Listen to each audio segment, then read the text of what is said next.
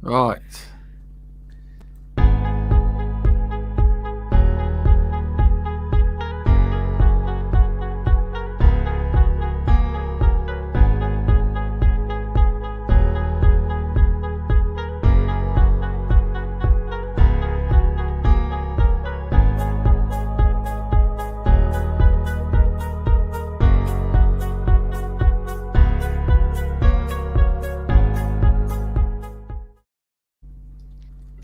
Hello, ladies and gentlemen, and welcome to Midweek Gaming, or what is commonly known as Gaming Beyond the Shed, the Brit version of Gaming Beyond the Box, who politely always ensures their show is after ours, just for growth.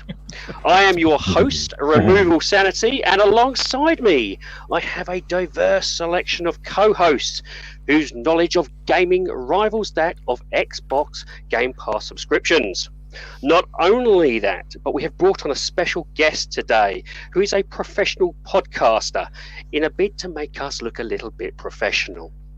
But before that, we have a word from our sponsor. Do you need a game you pick to go viral on Instagram? An avatar that will stop your mum's boyfriend from hitting you? Well, please check out www.xboxgamerpics.com, where the legendary artist Graphic God will provide you with such elements at the low, low price of whatever he's charging. Anyway, let's find out how our panel is and what they are playing. First up is a man who has bonded his soul to his PC and now farts data. Welcome, Animated Evil. How are you, sir? And what have you been playing? What an introduction. Well done. That is awesome. Yes. I'm good, thank you. Great to be here on this beautiful, beautiful rainy Wednesday. It's thunder and lightning out, so if you see any flashes, don't worry. It's not photographers. I'm not that famous. It is lightning outside. Oh, you say that. I have been... I took a week off last week, so I didn't play anything. However, the gentleman next to me got me playing Ghost Recon Wildlands and Breakpoint this week, which I am very You got tired of playing with me, did you? You got tired of playing with me already? No, Paul, not at all. Never. Oh yeah. You got tired of being my wife. I see how it is. No, that's right. We're getting divorced. That's. Other than that, yeah, that's about it, really. That's it. Paul that shut will me do up. it, unfortunately, Yeah. yes. Paul shut me up. How did you enjoy Well, your taste speaking- of Breakpoint? Breakpoint was really good, which I streamed for. I think I've streamed for about 6 hours now on it. Love it, absolutely love it. It's Recommended brilliant. It's from better. highly Animated Evil. Yes, it's so much fun with other people as well. I mean, we had a roaring time yesterday with I was Mr. Tushy, Lee for Bista 199, and Back from the Dead. He joined us as well. It was a good time. Highly recommend Sounds it. Absolutely sounds it. The American wasn't invited apparently because he would have joined them, but that's all right. No, it's fine. Yeah, you ruin our ping all the time. It's all fine. No, it's fine. Speaking of the American, the only co-host whose chair goes from 0 to 60 in 3.21 seconds, with the Damn only thing straight. faster is his opinion. It is, of course, the legendary Cerebral Paul. How are you, sir, and what have you been playing? Well, we really know what you've not been playing, should I say? Yeah, I am good. Let's see. I've been playing a lot. I went back and I'm doing Skyrim again. Just because I never got achievements because I didn't play it through the Xbox last time, so I'm doing that as a vampire this time, going the dark side, as it were. I've also started playing from Game Pass, Last Stop, which is really a cool game. It's a little story-driven game. And it's out of England, so they all have these posh little accents. And they all sound like you guys. One of them sounds a lot like animated. And Nice. it's a lot of fun. I'm enjoying that. And of course, I did load up Flight Sim like yesterday. Took a flight around Tokyo. Tested it on the Series X, and it is incredibly smooth on the Series X. And I do have a flight stick for mine, so enjoying it a lot. Bugger. That is sound absolutely. I must admit, I'm also joining Flight Sim as well, and I've never played a Flight Sim before, so I know exactly where you're coming from. Right, well, in that case, then we'll go to another co-host and find out what they're dealing with. And unfortunately, as usual, Tushi likes to throw in a bit of an issue, so I didn't actually have an entrance for him, so I'm going to make one up on top of my head. The only man I know who can probably put 20 Mackie D's in one sitting, it is, of course, the Mackie D sponsored gamer, Mr. Tushi. How have you been doing, sir? I've been living the dream, working hard as usual. Work ain't giving me a break at the moment. I'm knackered. Just a quick little story on the McDonald's comment. When I finished work today, about 6 o'clock-ish, I grabbed a quick McDonald's on the way home because I'd eaten for a few hours. And then when I went to pick my missus at 8 o'clock, she goes, "Oh, she's going to have KFC." I was like, "Yeah, go on then." So I've had both. To be honest with you, I'm surprised you're not sponsored, really. The way, honestly, at this time, they should be sponsoring you. I need to be. But you've been having a great time by the sounds of it then. Yeah. When you're not working, I should say. Yeah, when's that?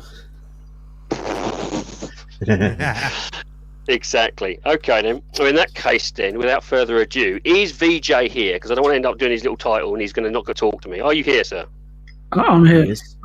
Right. In that case, of course, the next one is the man so mystical that when he speaks, the world actually pauses for a second to hear what he says. And it is our resident Mr. Viewpoint Gaming. How are you, sir? I'm good, sir. How are you? I'm not too bad, thank you very much. It's a while. You've kind of point a pause. Have I kind of put you on the spot?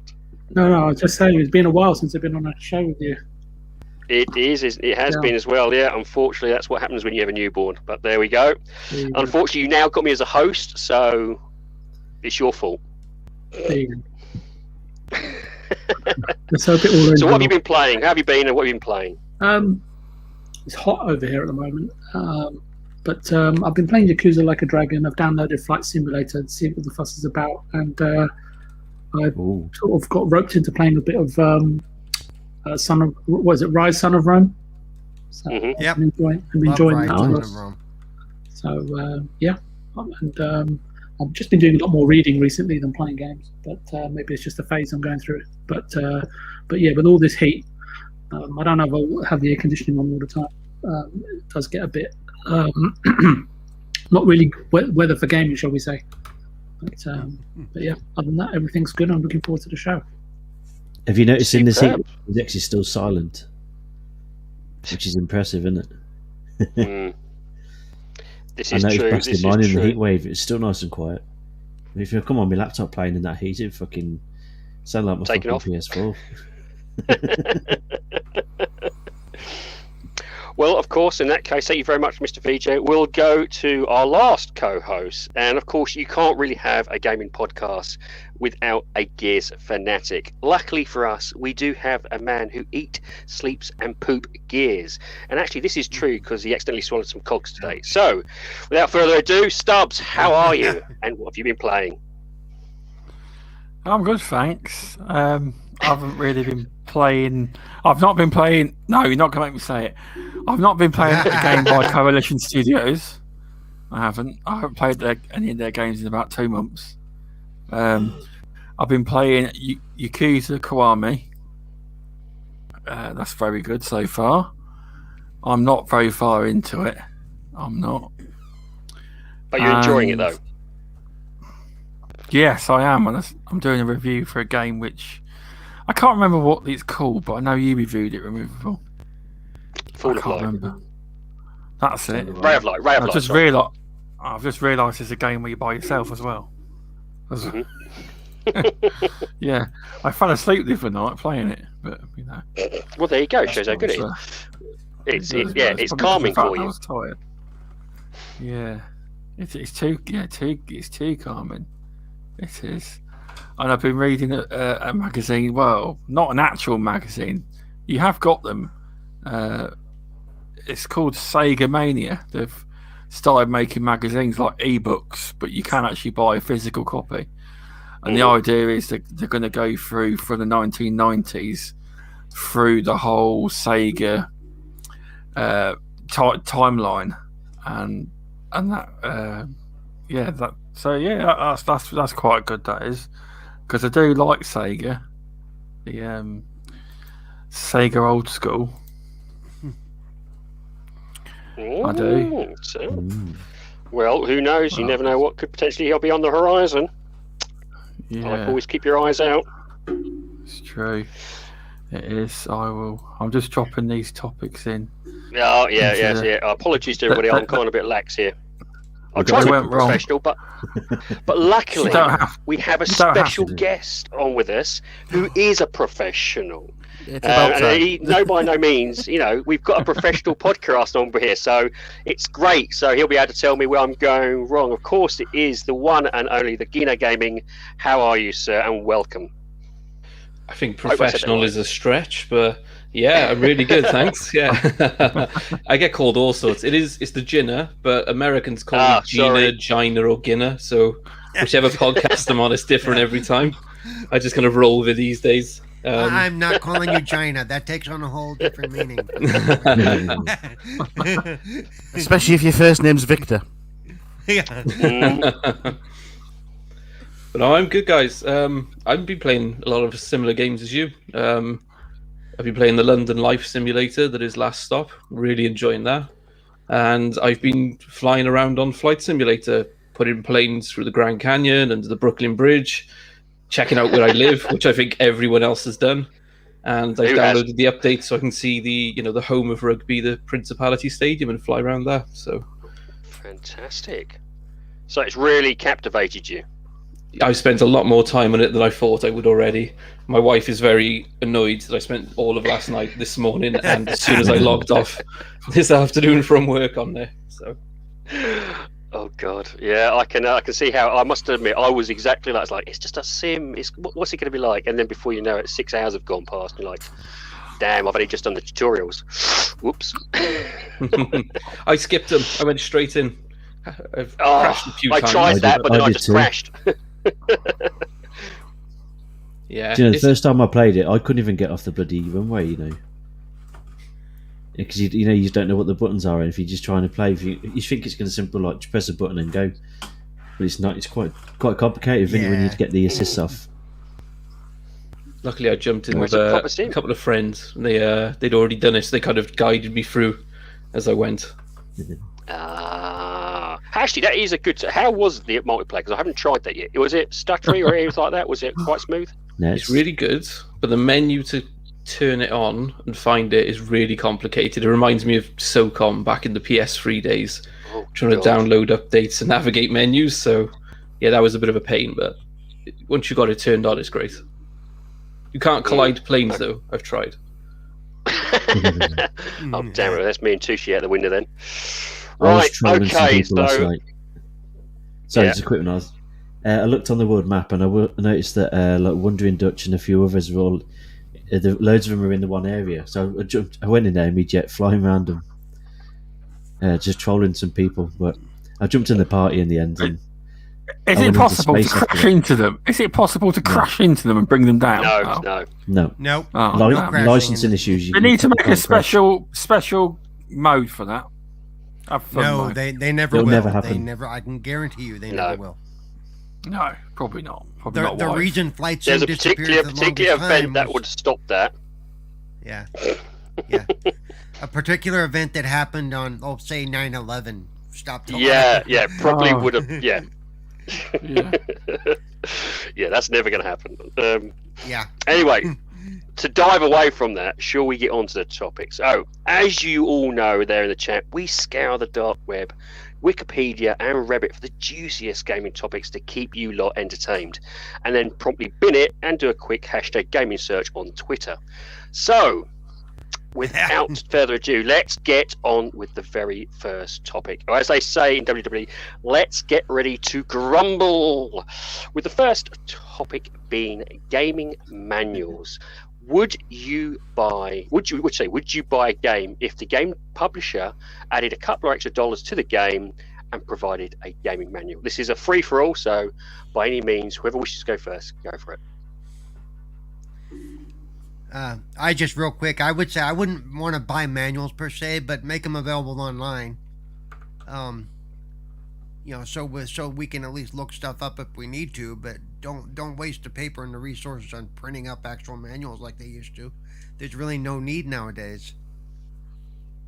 I think they just need to make a car freshener that smells like new manuals, and that'll be it for me, because that's all I'm looking at. Is that fresh smell when you open it and give it a sniff. So got that new game smell. Yeah, exactly. Yeah, get that as a car freshener. You're laughing. I have to say, I agree wholeheartedly with that. Give me one now. So it's gone from game manuals to a freshener.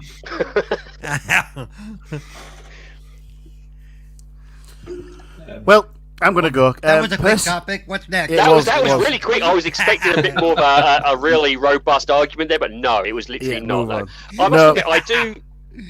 Again, for me, it was, again, because I did the actual, this is a topic that has kind of went through to my head. It was one of these things, I found an old gaming manual, and it harkened me to the days where I would just basically use the gaming manual as almost like bedtime reading, or effectively, something like along those events where I'm bored, and it really just helped pushing the law. Bedtime. And sometimes you want to know where I put all my manuals? They were all stacked up on the back of the toilet. Okay, I'm just saying. Again, yeah, it was good reading though, wasn't it? Next to the magazines.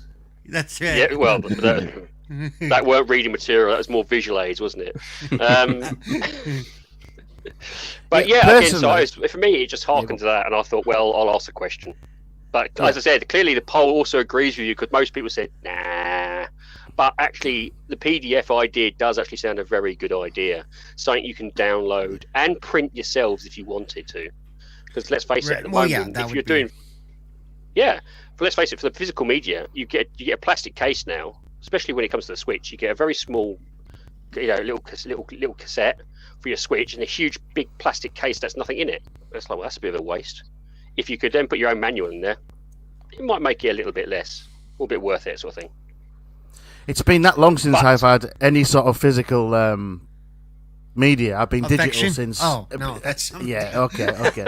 It's been so long since I've had physical media. I mean, I started early on in the 360 days with digital, so for me it wouldn't make sense whatsoever. I mean, even back in the day with the cartridge games and stuff, I never read them. I never did. So for me, pointless. But that's just my personal preference. I don't see the point of having huge cases like you said as well. I mean, discs can come in a small sleeve these days, weight, doesn't it? I mean, I know they do look pretty when you've got a shelf full of them, and and that's bragging rights. And I for those that love it, best, all the best to you. But for me, no, digital only. What's a disc? Well, let's face it, the next generation will be asking that question. Yeah. I'm the same in that I'm digital only now, but I remember the OG Xbox having Halo CE, and the gaming manual and that was incredible. The story is set on the back if you read that before you played the game, you knew exactly what you were getting into. It's set the scene that you were this last Spartan trying to fight off, an alien invasion, and humanity was losing, etc. And that's probably the best example I can think of why you would keep it. But the majority of them are pretty shit. And with the age of YouTube, you don't need them. Toward the end, the last few I saw, they were like 3 pages, and most of it was just like copyright information, and and with a couple of little things. That here's the buttons, and here's basically what they do. Okay, thanks. So it really did seem like a waste of material in many ways. Did you ever see when they used to print it on the back of the sleeve? On the back inside the case, you can see it through the case. Yeah, that was the last step before they disappeared, wasn't it? Really. Yeah. So I'm not sure if I'd want manuals per se, but it's more of it's more for nostalgia. I mean, obviously people go, save the planets with paper, but big data farms probably do more damage than anything. Big, massive data farms, digital. They're not eco efficient and all that. But yeah, maybe a digital version you could have of a manual. Even it's like this net zero. The world, you can't do it. You can try, but you can never do it. It's like when you're building houses. What you can do? Get a digger. all your construction kit pumps out no fuel. Even touching the ground is not net zero. Do you know what I mean? So, but yeah, manuals. It's more of a nostalgia thing. Say they had a special edition of a game you really wanted, and it had a disc in it, and it had a manual. That would be pretty cool. Like limited run, the limited run games you can get, and you have a manual in there. That would be quite nice. But as a whole, bringing it back completely, I don't know if it would work. But the limited run games, I don't know if they have manuals in, but that would be pretty cool. That would. There's one exception that I can think of, because I'm old and I played Flight Simulator back the last time they released an actual Flight Simulator, and they had a really good sized manual, and the reason for that is because the learning curve on actually Flight Simulator is pretty tough. You know, to properly use the radios and the VOR and all that information used to be in there. And it'd be nice to have access to that information, because trying to remember how everything works when it just says tune your radio to whatever, and you're like, okay, how? Because none of that information is available, you know? So that there are some games, some big games like that it is the exception, that it would be nice to have some kind of paperwork you could go through and figure this stuff out. Yeah, especially if you've got like a plethora of controls that you really need something little fold out cardboard, as you said, again, I suppose that probably feeds into accessibility, wouldn't it? Yeah. And one thing it did come with was something you could put over your keyboard and see what each of the keys did. You know. That's a good idea. Yeah. What I miss more is games like Oblivion and GTA that used to come with a map. Yeah. You stick them up and mark places you found and enjoyed. Yeah, somewhere in my stuff I still have some of those maps because they're really amazing. Yeah. Yeah, see this I've just found. An old Master Look System catalog. Tushy. You were looking at Tushy because I had to remove from stream put, and I thought he's got a porn mag out. You can show it on stream. It wouldn't be the first, and it won't be the last. Oh no! I was actually looking at Shinobi. No, I used to have that. I was just thinking manuals, and I started looking at an old manual. So, it tells you there's two buttons. It tells you what does what. That's about it. I think it was generally used for lore, wasn't it? In today's games, the lore is now some sort of little written text or a little piece of paper that you pick up as you go through the game. Yep. Back then, I think But the it lore was nice to have. I remember I had the map to Skyrim up on my wall for the longest time, just because it was a cool looking map. You know. Yeah, I think there is a place for it, but maybe as everyone's saying here, it's more of a limited place and where it can be achieved. That's a pretty fair comment from everybody. Right, let's try topic number 2. Now then, I'm going to try and butcher. This is one from Stubbs here. I'm going to butcher it, so apologies if I do. You don't have to know exactly how it's said. You know. Okay, fine. He's placed on it is what is the future of gaming, and basically as big devs and publishers are pushing into the free-to-play market, even wanting a piece of Fortnite's pie, Xbox has also entered this. I'm taking this is where you're seeing the future of gaming go. Is this the future of gaming? Is the free-to-play market? Yeah, because obviously I can see it happening to my son. He likes Roblox, he likes Fortnite, and if that's what kids are going to get used to, what will the next generation be like? That's all I'm thinking. It's not like us where we think, oh, I'm going to earn that character in the game. My son's like, can I buy this character? I've got to buy this cow or whatever. He doesn't understand that you should be able to earn that in a game. And you see what I mean? So it's more going down the monetary value rather with free-to-play games and anything else. And is that becoming the norm rather than the... Yeah, I'm not saying it will destroy the games industry, but it will do a bit of damage, surely. Yeah. I kind of don't see a problem with it, really, with making you buy stuff. The reason being, for free-to-play game, like you've already up by 60, 70 pounds for buying a game, and the amount of hours that your kids put into it, it's it as a cheap entertainment. It's my oldest son, he loves Roblox, and he's always buying Roblox points, if you call them. And my other son's always buying skins on bloody Minecraft. Minecraft was only like 20 quid to buy it, but I see it as that they spend thousands of hours on them games. It's a cheap investment, I see it as. Game Pass is cheaper. They've got Game Pass as well. I just wish the microtransactions in them were a bit more micro.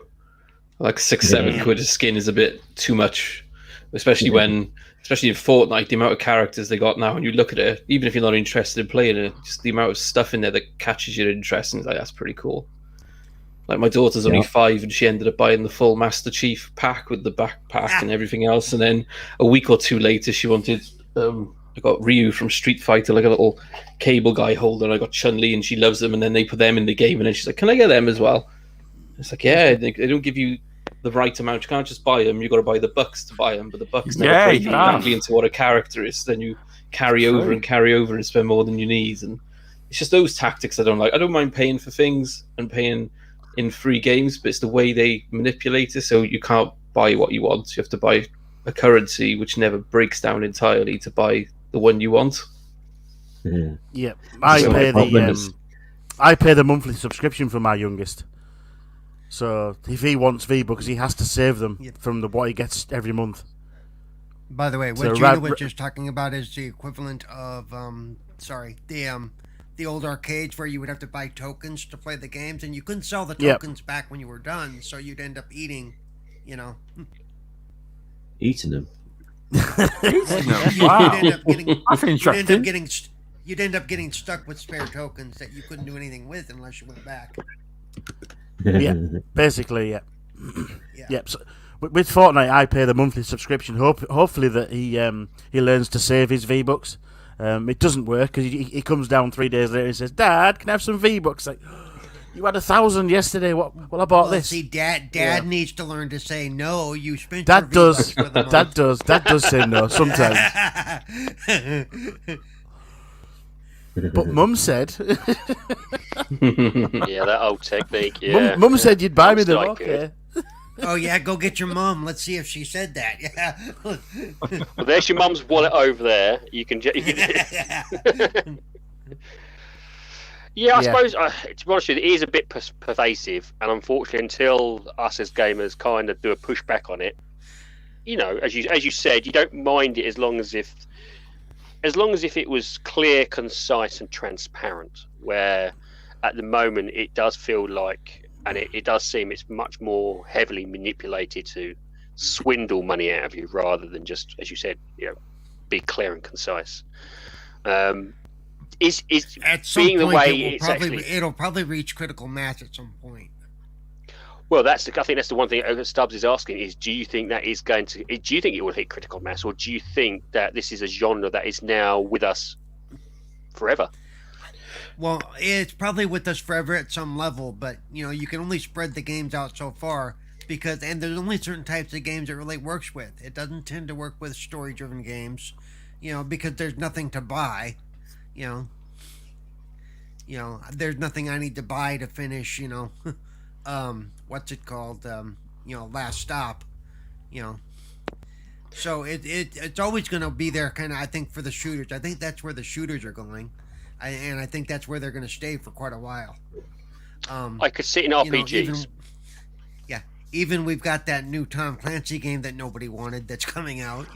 Yeah, because all it is, it's very telling when Halo have got into the free-to-play market, and that's when the Microsoft see they see a potential, because I've seen someone earlier saying, no, it's all through season passes, you won't be buying skins, and that's not what Halo said. They just said they didn't say that there wouldn't be. They didn't say you couldn't buy skins. They just said that you can earn skins through the season passes. And what will probably happen is there'll be a team dedicated to make, their Fortnite team. They're dedicated to making the most beautiful skins that you want. There'll be a team dedicated to. I'm not saying the skins are going to be £30 or £20 or £15 each, but there will be skins for sale, because Microsoft sees that Fortnite pie already. They want a little bit of it. and also you'll notice it's only the multiplayer of Halo, unless you have Game Pass, that's free. It is. If exactly. you still have the option to buy the single player, buy the campaign, so they're still going to make money on the back end too. So Makes me wonder though, with the free to play, I've never posed the question. I don't know if, say, would it be like a Warzone situation where they have a separate app called Halo Infinite free to play, or it will be just in the one app on the console and it go whole time? Do you want to buy Halo Infinite? Okay, no. Do you want to buy Halo Infinite every time you go in, like COD does? Do you think it'd be two separate apps, standalones, or do you think it'd be whole one? What do you reckon? I hope they do it as two separate apps. I hope. Yep. They do it Hopefully. like that coalition game. Yeah, where you can install. We're not going to say it because Stubbs will go on one. But like that coalition game, Stubbs, where you can choose what to install. I'm just proving the point by not saying the name because Removable says I can't do it. Well, I'm not going to actually say the name. Yeah, so hopefully it'll be like that, where you can choose what to install and what not to install, because a lot of people will just want to play the single player and that's it. A lot of people, because it's free, will just play the multiplayer, and that's brilliant. Each to their own. I'm having both, so it's a win-win situation. And let's be honest, storage is at a premium right now, isn't it? It's difficult. Speaking of, you said when would the tipping point be? I thought the tipping point happened when Battlefield 2042, was announced. There was that initial reaction of, so it's a season pass, it's DLC, and it's £70 up front for a multiplayer only game. Yeah, that's ridiculous. I'm sorry, I still think that's absolutely ridiculous. You're going to pay for the game, then you're going to pay for the season pass, and you're going to pay for all the micromanaging shit. Nope. You're right. You're saying that people are expecting it to be free as a standard now, aren't they? Yeah. I see what you're getting at there. But once they showed a few trailers, everyone seemed to forget about the price and the monetization. It's like they put free-to-play monetization into a £70 game and ripped the campaign out, which has always been a big part of Battlefield as well. So I thought that would have been the point, but it didn't happen. People got very excited. All it took was one more flashy trailer and everyone forgot about it. Yep. It's like having a wet wheelie and a wedgie at the same time, isn't it, really? It really is amazing how many people immediately said, I don't care, I'm going to buy it. Well, to me, that's part of the problem. Nobody's saying no. Okay, I'm sorry, I'm going to buy it. Well, you're part of the problem. We're talking Battlefield, yeah? Yeah. Yeah. I'm buying it. Yeah, I see.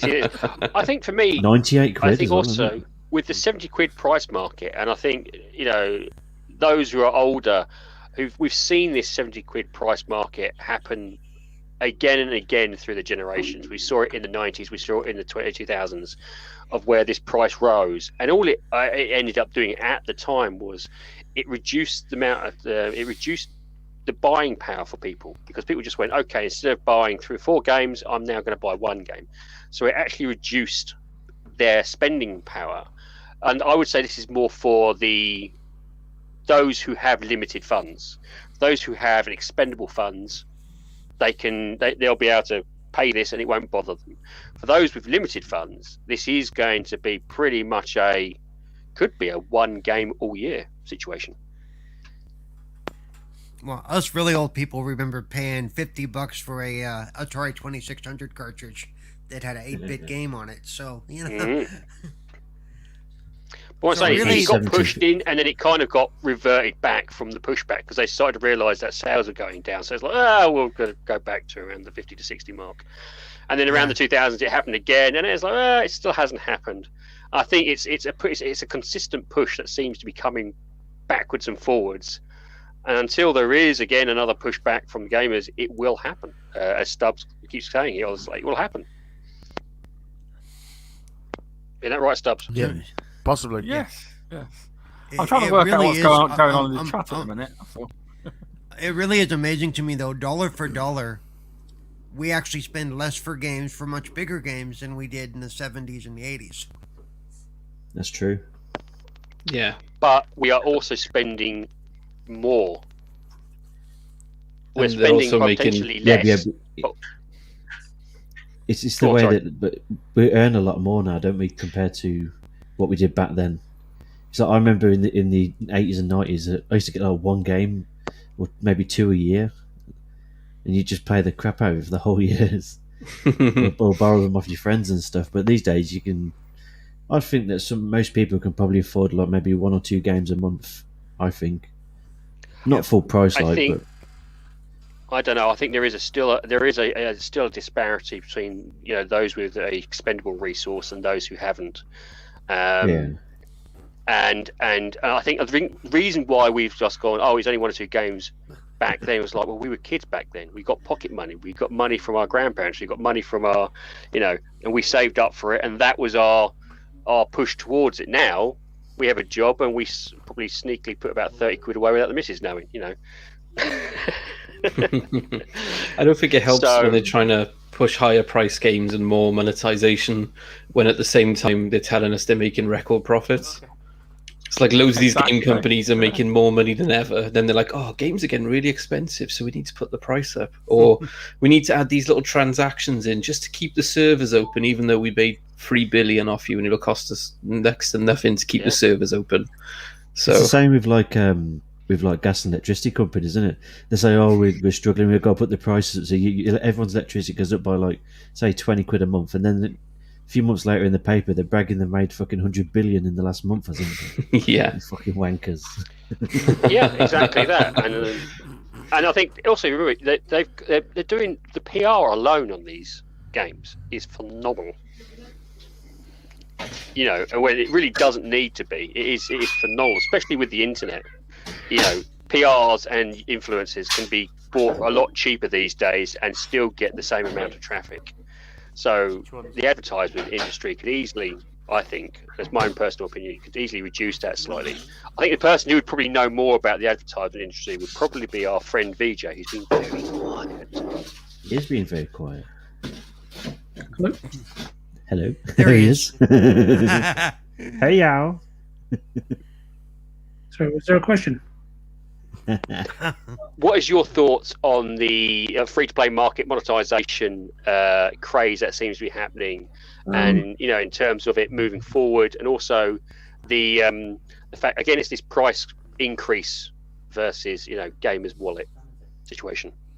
I think you only have to look at was it a couple of years ago? I think I mentioned it before that Sony came out to their shareholders in some sort of venue and said that 10 games contributed to the majority of their to their profits, like over 50%. I don't know if it was revenue or profits, one of the two, and none of those games were first party. So, and you only have to look at PlayStation's what was it? I think they disclosed in their last financials where I think it was microtransactions or add-on content. I guess that's what you're talking about. Which contributed if you're saying like 2.5 billion, it was well over 40% of all the revenue that the video game division generated in a single quarter. So that's and the other divisions, the other facets of the game division is obviously hardware, software, accessories, and subscribers. And I think Activision at some point also released some numbers, and it was very, very similar with World of Warcraft and the content that is it King that they own, Candy Crush and whatnot that generates for them. So, and for these specific types of games, I mean, I don't play them, but whether you buy them or whether they're free to play, they're all games that supported incidental transactional sort of features, right? And sort of woven into how these games are picked up and then consumed, right? Such as the one you mentioned, was it Fortnite or something? So at the end of the day, whoever owns or controls or has a unique selling point, right, with these sorts of titles such as Fortnite, etc. Because I don't know what the lifespan for some of these games are, because there always seems to be something new that's really hot that sort of pops onto the horizon, and then something else sort of falls by the wayside. And basically, it's an ability to print money as long as the title, as I say, remains popular or in the public domain, and is kept being refreshed. And I'm assuming that's why all this sort of additional content or seasons or game or season passes keep reappearing or emerging. So it seems to me, you're talking about manuals earlier, and it seems to me that since those days, because the importance of video games and what they brought, including manuals, was very different to what it is today. So for me, looking over a span of like 30 odd years or 40 odd years, it seems that there's been a remodification of gamers and it's almost complete, you would say, right? And consumers are happy, as far as I can see, to be nickel and dimed, as psychologically we feel in control of being able to spend our money as and when we want. But it's also a false sense of security or mindset. And it reminds me, because I think it might have been Zemi Games, and I don't know if it was on Booms or Green Pass Gaming, but it was a while ago, and he made a really good point a while ago that gamers these days do think twice about paying 60 quid or 70 quid or $60 or $70 for a game straight or off 80, the bat. as Dan's saying. Yeah, but small incremental amounts, sort of on and off, at your sort of personal timing, as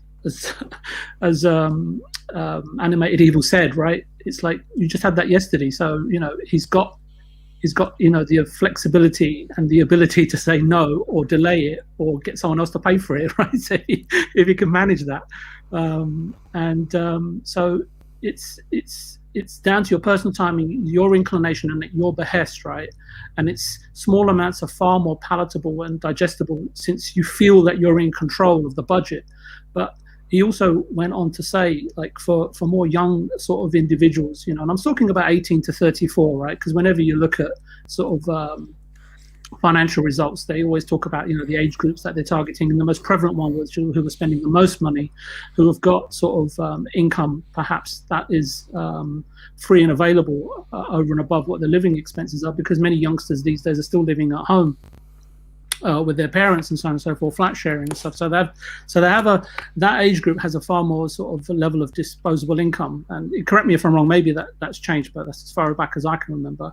And they can end up easily sort of casually spending 200 quid, just for example, say a nightclub every week, as they buy sort of several rounds drinks at 5, 6, 7 quid or 10 quid a go, and then grab a kebab. I know Mr.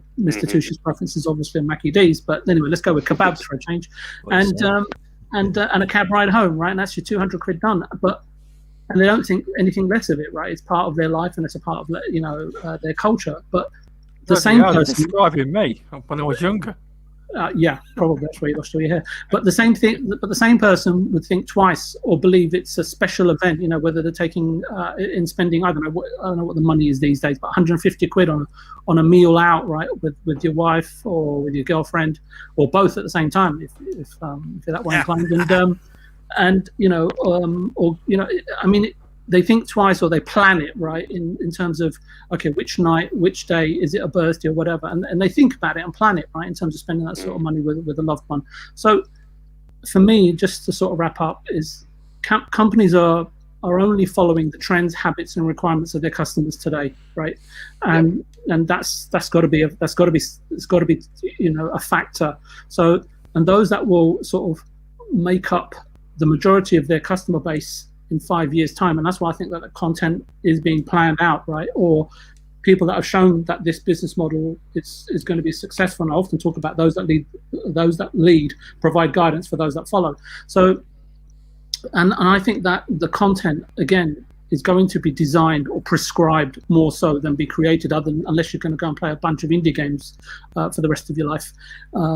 It's a case of they will build content, whether you access your content via PC, you access it via mobile and free-to-play games, which I think that where this business model, in my opinion, has come from. And they've tried to make mobile ecosystems that have a damn sight more gamers and users on there. They're trying to build those ecosystems into consoles and to make this more prevalent, because they're seeing the kind of money that Sony and Nintendo, to a degree, and based on their sort of adventures in mobile gaming and other mobile gaming companies, in terms of revenues that they're making. So I think the model comes from there, and they are going to tune their content, whether you subscribe to games on Game Pass, whether you buy full price games, whether you game on PC, whether you game on mobile, whatever. And if the mass market or audience, or whatever you want to call them, are happy to be nickel and dimed, it's ultimately our actions and our habits that are bringing about such profound changes. And it's indirectly or concurrently, however you want to look at it, we, the individual, sort of fuel the publishers' investment strategies, and they in turn lock onto us, right? So it's like two to tango sort of thing. So, and for them, it's in case in any event, it's in what and the way, sort of the what, why, and how, I guess, in terms of the generation of our current generation and the generation to come over the next 2, 3, 4, 5 years, right? Because I don't know how much. Look, back in my day when I used to have a console, I used to hand it down and people, you'd be happy with it, right? But I think everybody nowadays, whether you're 15, 16, 17, everybody wants the latest console. I don't know how much hand-me-down consoles are working these days, or in the US or the West most prevalently, maybe still in Asia. And again, I think that we're the ones that are driving it, and the generation of gamers to come, I think, will also. I should add really. That don't know the sort of the new generation that don't know the, like we talked just about instruction manuals and stuff like that, right? I mean, I had something to say on that, but never mind. But for me, when you mentioned it, it was like, oh my goodness, the magical and sort of artful personification of what video games used to be back then. But those days are gone, right? So the change is right there in front of you if you want to take notice of it, right? If you want to have a wide perspective on the whole gaming industry. But a lot of times when you go on a podcast and sort of these questions are asked, either the chat or people on the panel have a very narrow perspective, right? Or go towards what they are most inclined to or most comfortable with. So again, I go back to then we must be really happy being nickel and dimed. But as I say, it takes two to tango, and for some of us are sort of, I don't know how to put it, but attentively cognizant of or aware of what's going on as a whole, and not getting dragged into sort of the minutiae or the hatred of the debate, as you often see, idiots on Twitter doing, and it's all to a degree, I might add, right? It's far more interesting to observe and talk about, because I have no idea what changes are going to come about, and we know the technology is there and the hardware. We know latency is still an issue, but it's going to be really interesting, the kind of psychological and whatever other scientific methods that EA and companies like that, because I'm sure they do it. And I'm sure there was an article in either gamesindustry.com or whatever, where someone found a presentation or they managed to find a way to quote somebody at EA where they use sort of really these sort of I don't know, almost like programming specific. Yes, I remember seeing that. Yeah, consulting psychologists in terms of how to manipulate your audience, and it was to do with the loot boxes, there you go, and how we can make them more addictive. And they denied it, but then it came out on a paper or on official email, and EA, I don't know why that didn't get more noise, but it was just sort of swept under the carpet and everyone kind of just forgot about it. But I thought that was kind of, I think it was a patent. Yeah, it may have been. I believe it a was. lot of people were upset about it, but like you say, people are more inclined to remember what the page 3 looked like 20 years ago on a given day than what the headline was, right? So yeah. Anyway, that's my take on it. I'm sure there's more to it than that, but that's all I can think of right now. No, thank you very much. As always, you always provide us with an in-depth and unique perspective, which we need. Thank you, much appreciated. And if it was anyone else? No, I trust me, we do. Anyone else before we move on to the next one? Dun, dun, dun, dun. Nope. All right. It doesn't sound like I can't remember. See, the world paused there for a second. It was on lag. I told you. See, did I say it pauses when VJ talks? I told you. You all think I was making shit up. It does. Right, the next topic we got here, and this one's kind of a little bit leads into it. It's if Xbox Game Pass player base hits its mass potential, say $100 million plus, $100 million, not dollars, $100 million plus subs. Do you think history will repeat itself and Xbox will become a little bit ignorant, a little bit cocky, sure of themselves? I guess this is kind of looking to the future, but based on the way they are now, do you think that could be where we're heading, or do you think they've burnt themselves so badly they really are going to be careful of what they're doing in the future? I think they're going to be careful. It's under different management now, so I would say I think they know what happens in these in between these generations and stuff, and I think they might have learned where they've gone wrong. It depends on what the investors are pushing, doesn't it, really? But I don't know. I think whichever console kind of wins the generation, depending on what metric they use, normally sales.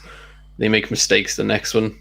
So you saw the PS2 dominated, the PS3 made a lot of mistakes by being so expensive and just really like a bad design.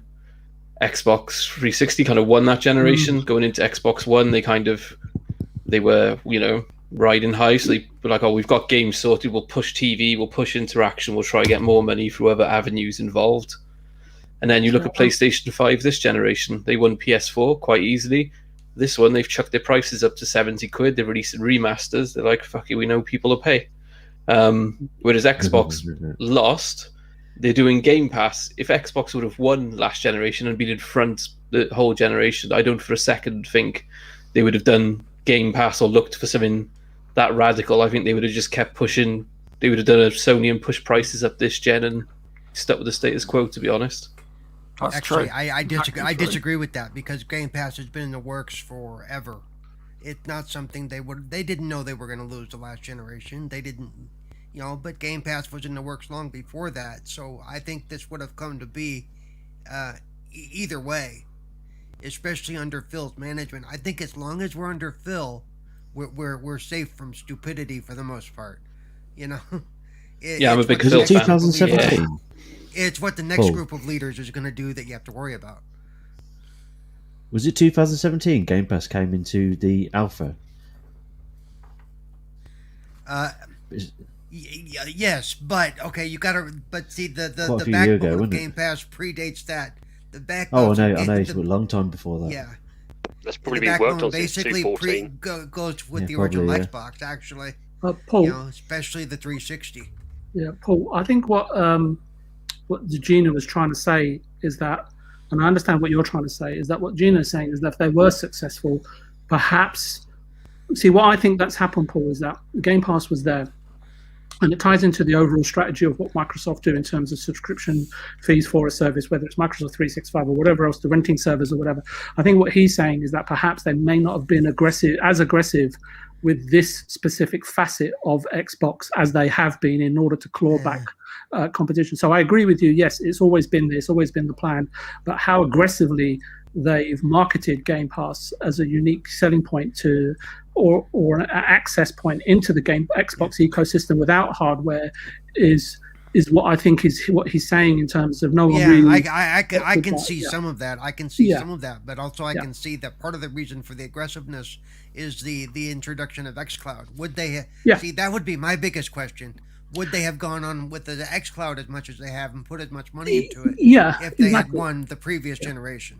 Yeah, exactly. I think we can all make an educated guess, but for me, if anyone, at the end of the day, you have to look at Microsoft or anyone, Sony or these guys as a corporation. I know we say it often, but if anyone at the end of the day has the energy and the DNA or inclination to sort of dominate, control, or be the best amongst others, or overcome others, be it an individual or a public listed company, all your good or creative intentions or PR speech don't resemble your starting manifest or ethos. Once you start to climb or ascend that mountain, right, from a business perspective, especially based on the dynamics of where you're at currently, right, how you've arrived and the success that you've perhaps attained along the way, and more so, your outlook changes, right, based on the market situation, your audience, in terms of how they're being modified, what their habits are, and also, most critically, I would say the pressure you're under to main progress and improve while managing investment. And I think that's where Sony find themselves, right, because they were very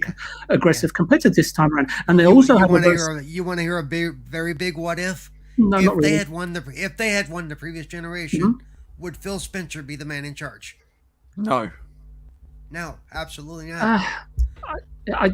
It's really difficult, I think, to say yes or no, but that's not the point I'm trying to make. But I realize that, but it's part of the greater conversation of what we're talking about. Sure. And we can bring that into the conversation. I just want to finish my point in terms of the question that was asked. And as I say to you, so then what it is, it's not necessarily down to the content that we're looking at, but it's and what terms of content will be made for these systems going forward. That's where I'm looking at, right, depending on how big these guys get. Because at the end of the day, and I think it was said last week, I think you actually might have said it, Paul, last week, is that in terms of every dollar spent or every $10 spent, it's invested because they've got one eye on a return, right? They want that money back. And so at the end of the day, when you're doing that right now, and I said it last week, is that Xbox are in investment mode, and at some point, shareholders will point a finger and say, "Where's our return on this?" So, I think that the way to maintain a healthy landscape, because we've talked about Sony taking a gut punch with PS3, Microsoft or Xbox taking it with the Xbox One. So competition will always and should always help keep you in check, unless the competition is eliminated. And sometimes I look across to EA as a really good example. Does EA really have any competition up against its sort of sports lineup of content, right? And when you look at original titles like Mass Effect, Dead Space, and Dragon Age, right, games that some of us, and maybe all of us, really either love playing or have a respect for anyway, regardless, right, in terms of how they were created and how they came about and the way that they changed the dynamic of game development and production and creativity at the time, right? So no matter how much critical and commercial success that these games brought along, and it just doesn't seem to matter to EA because commercially these games, they do not perform on the level of, say, a FIFA and a John Madden, and they would prefer to put their time and money and resource or a concerted company effort behind the launches of these games, right? And if Pro Evolution Soccer never existed, do you think EA would have made strides in improving, all of the complaints that they had against their AI, the character motion, the facial capture, and then even, I think there was, I don't know if it was several years ago, when they started to map their control system to mimic Konami's, right? And you can sort of kind of answer those questions for yourselves, right? Because I don't need to do that for you, right? So just as an example, let's assume, the officially reported Game Pass subscribers are at 18 or 20 million today. And let's assume that those are all hardcore gamers. That's all the hardcore gamers out there, right? But at some point in time, Xbox do reach, 100 million subscribers, right? And I don't know if I said this last week, but then we'd be like 20%, right, of their client base. At 200 million, would be 10%. At 500 million, would be a negligible single-digit number. So, and if Microsoft at that time have 30 or even 60 studios, right, and you can work out pretty much in your own minds, right? And how many of these studios, given the churn and some studios being discarded and new ones stepping in via acquisition and so on and so forth, because that's just the nature of the industry, right? Will actually be working on the games for the minority gamers, which is us, right? And so I don't think it's a case of whether Sony, Microsoft, and Nintendo, who succeeds, who doesn't, because as I've constantly said, I think they've all learned from past lessons, and some, very difficult ones they've learned internally and from externally, what observing one another. So, I've said that before, that I think it'll come a point of convergence when they're offer a very, very similar, ecosystems, right, and services, right. And you only have to look back at PS3 and Xbox in terms of how technically engineered they were, so vastly different. And this time around, speaking to a couple of experts in the industry, that they say, look, the hardware systems aren't astonishingly different, right? And to a degree, they're not. And I say this as a point to prove that the market, everybody is coming to a point of convergence, regardless of what's said and done today. If Sony is saying, look, we're not going to be interested in releasing, our first-party titles on our PlayStation Now, because this just doesn't make any sense for us financially. At some point in time, that may change, right? And I say this after observing Netflix, and this is just my own personal point of view, because I watched Netflix, from the beginning, like 20 years ago, right? And I can see how different the content and licensing has changed based on who their demographic and customer base is today, right? From having almost no customers to having 200 million today. And the audience and consumer consumption and taste has changed, especially when Netflix increased increased and also had a more diverse customer base when they started to expand it into Europe, Eastern Europe, Africa, the Middle East, East Asia, Far East, and even the oceanic regions, right? And I'm probably really stretching. There's probably about 3 people that live out there, but you get my point, right? Xbox and Sony and Nintendo, I think all 3 of them will cater for their audiences, and we talked about, what was it, the rise and the continued rise, right, of free-to-play games incorporating sort of, additive content for a fee is sadly becoming the norm. And I don't know how prevalent that's going to be. But the other thing I noticed is that Activision, being for a while, and they've sort of stealthily achieved this microtransaction business, and I was looking at the results, astonished how much income they're making from microtransactions compared to selling full price games. And Ubisoft is obviously more publicly laying out its plans and preparing itself for a complete paradigm shift, right? And I really haven't read the reports, only headlines, so please correct me if I'm getting any of this wrong, right?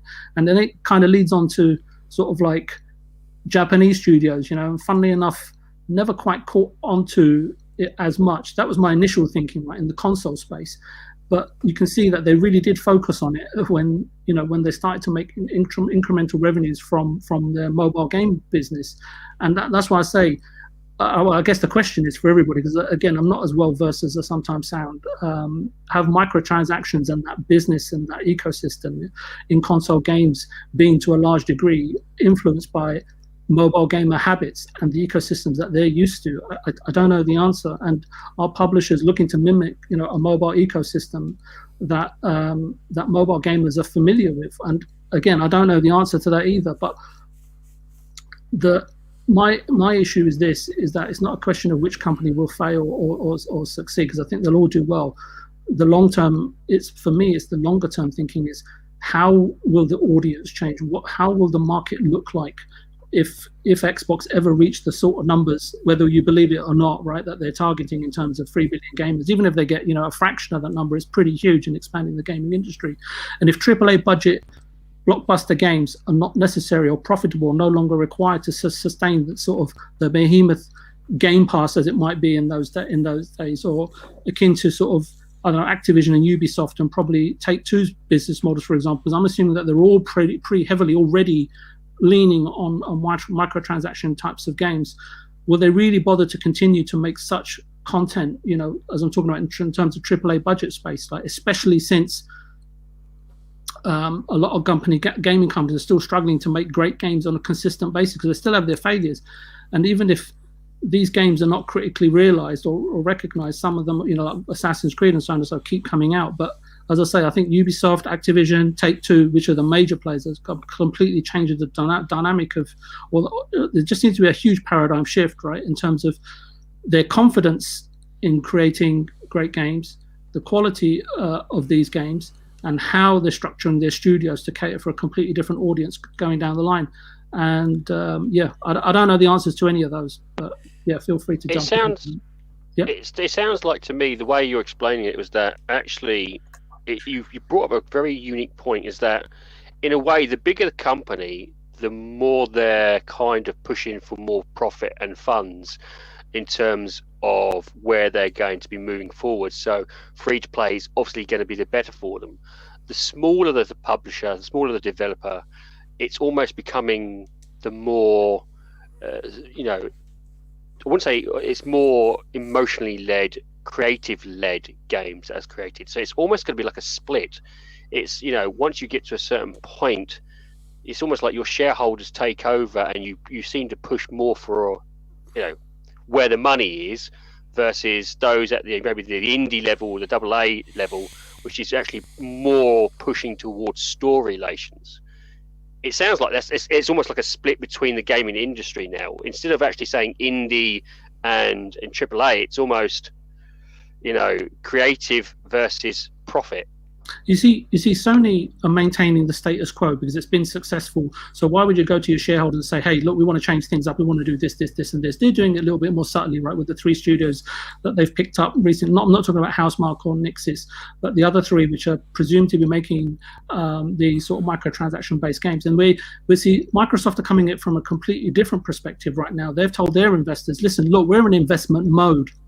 So, but once they attain wherever it is that they're trying to do, which they've said to their shareholders, listen, you know what, we charge $15. It's a digital buffet playground. And you know what, our target is to capitalize on the 3 billion mobile gamers that are out there. So we're going to build our ecosystem so it's accessible for everybody. And we're going to create a library of content which is so diverse that we're going to be able to capture this audience. And so they're saying, fine, you know what, you've proved yourself as a company. You're a $1 trillion or $2 trillion company. Here's a few $1 billion, yeah, because $7.5 billion is, as Paul would say, is pocket change for those guys. But there is going to come a point, right, whereby they reach the goal of whatever, 25, 50, 100 million. And, any investor, that's where they're going to be able to say, well, okay, that's the sort of revenue that they've got coming in now. Right, okay, so where is the turn now? Where's our return? We've given you the money. We've given you the support. Now, what is it going to? How do we magnify our investment?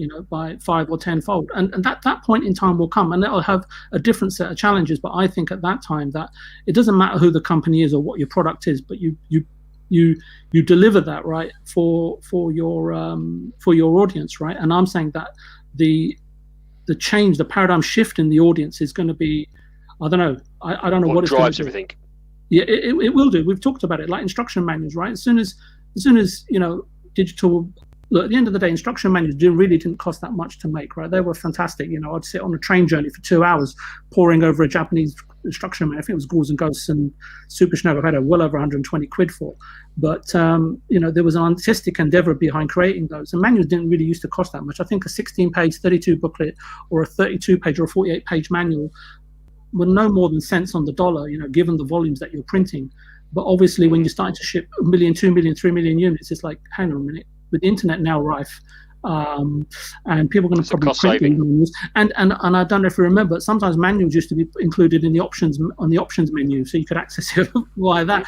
It's when you're someone like EA and everything, it costs you millions and millions and millions and millions of dollars to do. And the reason why the instruction manual booklets got so expensive, why they started to cost like almost $1 or €1, especially in Europe, is because when Sony came into Europe, what they started to do was to create multilingual manuals. So at every single language, and the reason why they did that is because that if a certain game didn't sell in a certain territory, it was easy for them to shift overstocks around. But then when parallel importing became so prevalent, they started to localize instruction manuals and covers, even though there were quite a few parallel importers, because of the cost of printing and duplicating, that found ways of acquiring an English manual and just duplicating it. Probably in a grey manner, or probably in a legal manner is probably more accurate, but yeah. So there's reasons, and many reasons as to why manuals were there, weren't there, and don't exist. But it's all a case of like, how can we make our savings, right? How can we make our profits going forward? And at the end of the day, I think Paul put it really clearly last week. At the end of the day, at some point in time, you have to answer to your shareholders, and you have to look at your audience and the content that you're making and that they're yearning for, right? And you guys all know that great content or good content. I mean, how long did Fortnite take to make? Was it 5 years, 6 years?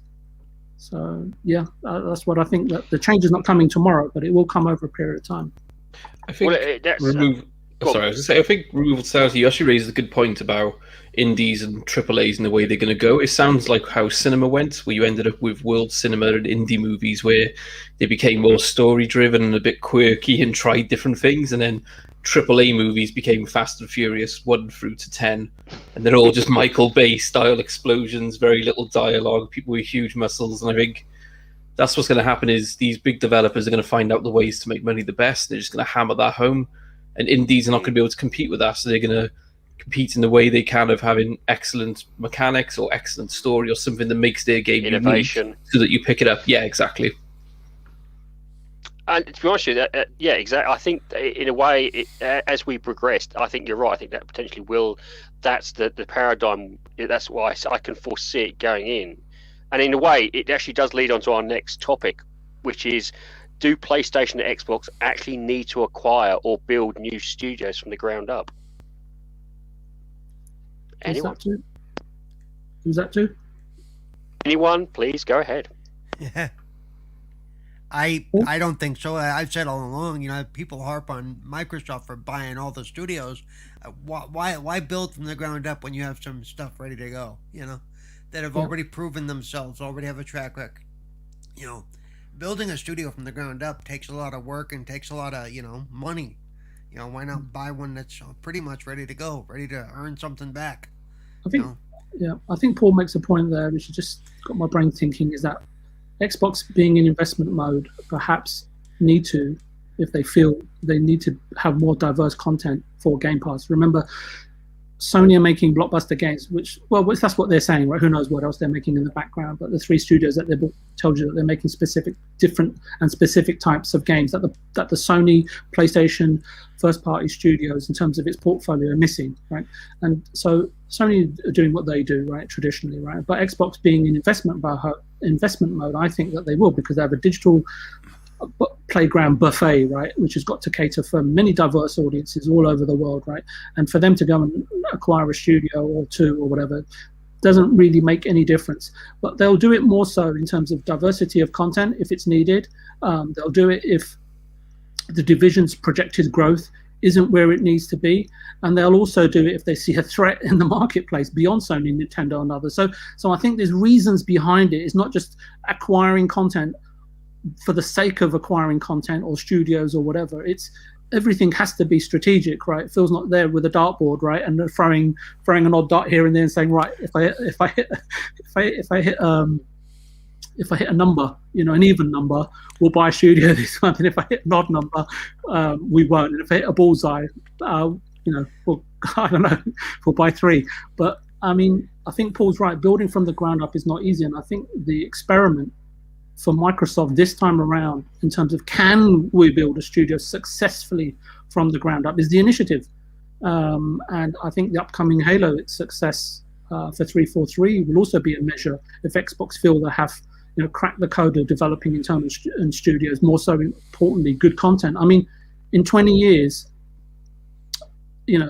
and I remember very clearly and very well the acquisition of Rare, Lionhead, and even sort of then obviously Bethesda recently and Bungie, but they didn't learn how to successfully sort of operate and nurture studios continually, right, throughout transitioning through different hardware cycles. So they purchased Bethesda, and for me, they haven't just invested in studios and content, but I think they've invested in individuals that know how to make content, even though they are making content individually, right? That's what they're busy with. So I think that the key factor in here, whether they will go about creating new studios by themselves, I think the initiative who are making, what game are they making? The Perfect Dark, is going to be really one to watch. And because at the end of the day, Xbox don't lack funds to acquire companies, so it's easy for them.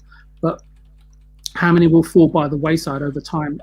And that's the concern, right? As it's a common theme with Microsoft and how they approach industries. It's not just the gaming industry. For Nintendo, Sony, I think they're absolutely fine at present, right? I think they'll maintain the status quo, and they have more than enough content and exclusives to therefore spend money or funds more wisely.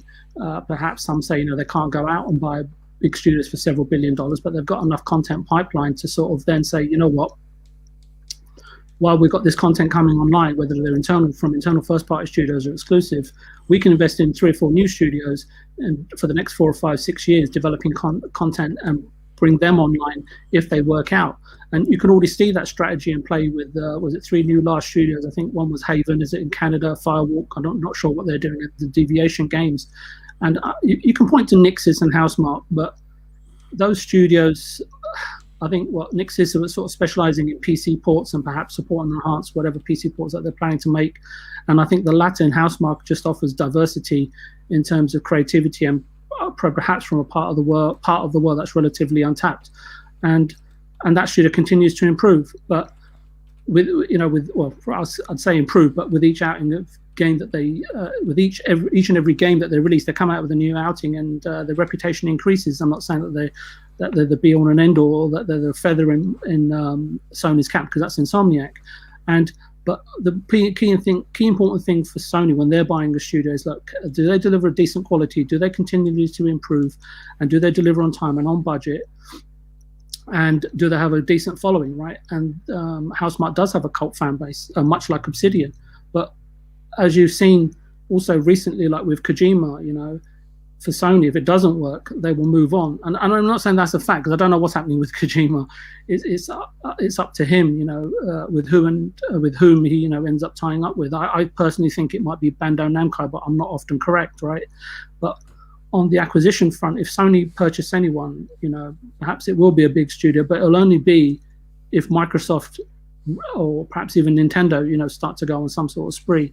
And I think that's pretty much why I don't really want to see loads and loads of new studios or old studios or whatever, companies that form the very fabric of the video gaming pop culture being acquired and then titles going completely exclusive. It's okay to a degree. I understand why Microsoft did it, and that's fine.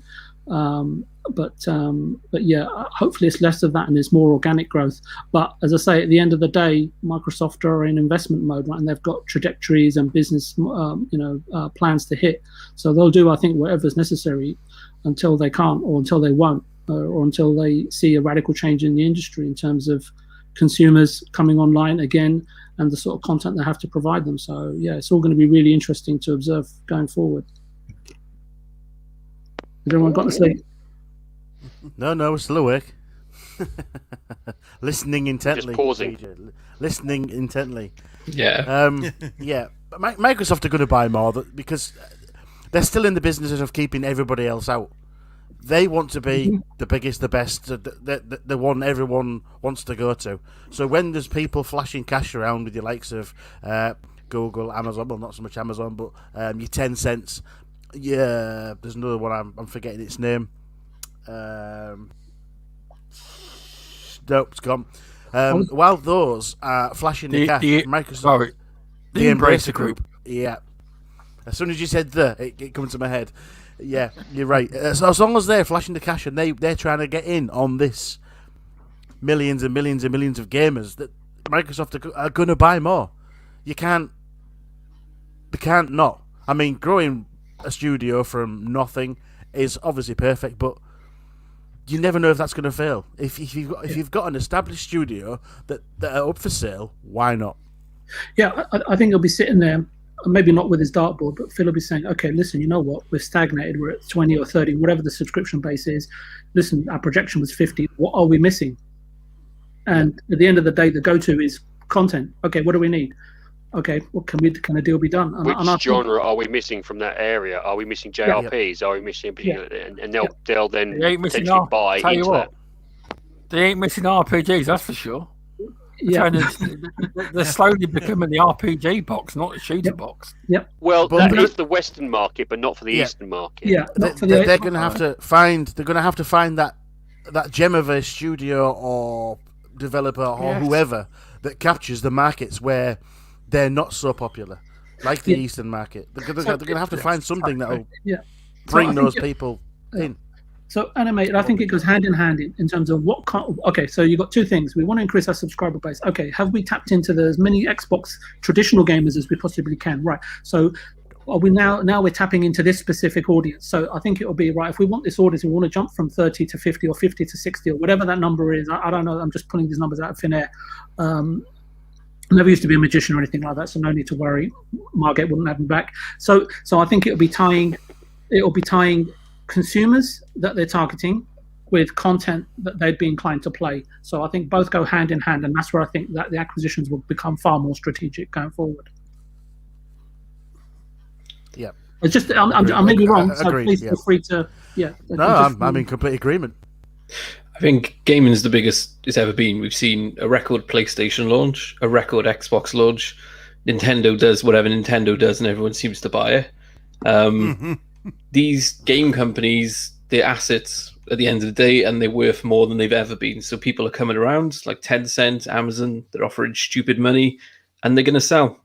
I think there's going to be less and less of these big companies that we've always considered as independent or part of these smaller developers, and they're just going to be bought up and they're going to be exclusive. It's the way gaming's going to go. And then you're going to see these indies come through, they'll have one or two hit games and they'll be bought up. And it's, I mean, that's the future, unfortunately. You're not going to get many indies. They'll be indie for one or two games and that's it, they're gone. One that flies under the radar, is it Koch Media or Coke Media, however they pronounce it? Koch Media, they're owned. Yeah, they own like 40 stores, 40 developers as well. So they're owned by Embracer Group. Yeah, and it's huge. So you got all these different ones now competing, trying to buy studios, and the prices are going to go up and up. I was ashamed that Microsoft didn't pick up Sumo when it had the chance. I thought they would have been perfect to chuck Banjo and Conkers and some of their other franchises out too, and get them to make games as well, but they're gone now.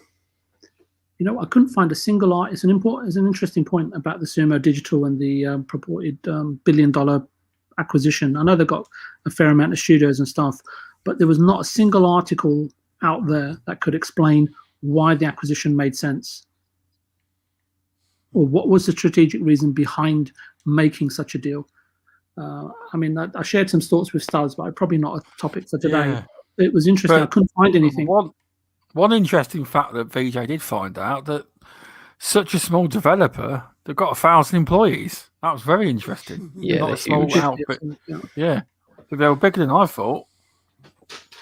Yeah, there's lots of different sumo studios, isn't there? But everyone thinks it's just the one, and they kind of finish up games, but they got loads of studios. They don't seem to have a lot of intellectual property, just a lot of manpower and resources. And of course, they're respected for being able to deliver on time and on budget and to a standard.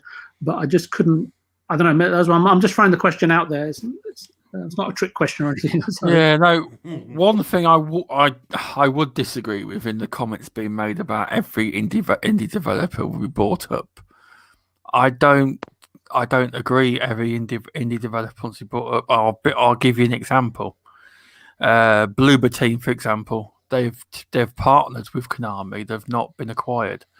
There are studios out there that don't want to be acquired. They don't want to be under a big publishing arm. Indie Games is talking about it, and some indie developers will take the money and go with it. But a lot of indie developers, it's all about pride and being independent means independent. Now, not everyone's going to stick to that. If hard times come, they will sell. But a lot of indie devs, if they can, they will remain independent. And if they do well, and also remember, some of these indie developers came from big developers teams. They know that industry, and that's why they left in the first place, so they could have that independence. Being brought up, they will know where that will happen towards them. I'll tell you an interesting interview to listen to. The Xbox expansion pass, the last one. They've got Joe from Song of Iron, and he talks about what games he worked on, where he used to work, and he talks about why he wanted to make his own game, etc. Very interesting. But he worked for a AAA developer, but Bungie. But yeah, a lot of these people have came from the big AAA publishing arms, and they want out. They do. Yeah, I was going to say that according to interviews I've watched with indie developers, that becoming independent is the holy grail to a lot of developers, because they've got the freedom to do whatever they want. They can envisage their ideas without somebody saying, "I don't want that. That's rubbish." Do you know what I mean? So a lot of them, it is the holy grail. So I can imagine that a lot of them will not want to be bought up. I agree with everything you're saying. The only time I can see it is if you get what the current Xbox strategy seems to be of, we'll buy you and fund you, but you can do whatever you want. Like they're doing with Double Fine and a couple of others. But then again, you run that risk of changing management, and then the next guy comes in and he's going, "No, you're doing what I want now." So yeah, there will be some who will want to stay, but I think eventually you chuck enough money at it, they'll go. And they may even just take the cash and run off and set another indie up. There's nothing to stop them doing it. Look how many people who made Mass Effect are still with that studio. I mean, it's pretty much a new team, isn't it? Over time, they all just left and set up new studios anyway. A lot of indie devs, as much as everyone says, I mean, Xbox do appear to be giving them freedom. You'll find a lot of indie developers won't 100% believe them when they say they get total freedom. Because although they get freedom, I would imagine it's a business. I don't care what anyone tells me, right? Microsoft or Matt Booty, somebody still has to say, you can make this game. They still have to look at the game and say yay or nay. I don't believe they can make any old crap. Do you know what I mean? They still have to say yes or no. They do. You can't be like you can make whatever you like, but you can as long as it's good.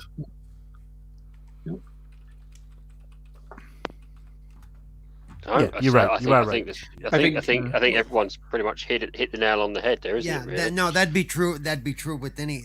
There'd be some sort of vetting process. Okay, what's the game about? Yeah. What do you have in mind? I mean, it only makes sense to do that. Somebody needs to, I mean, so yeah.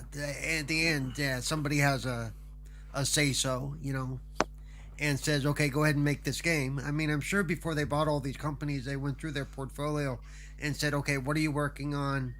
And it also helped adjust with how much they actually paid. Yeah, they paid $7 billion or whatever it was, or $17 billion. but I'm sure they went to the entire portfolio of all the studios before they made that offer.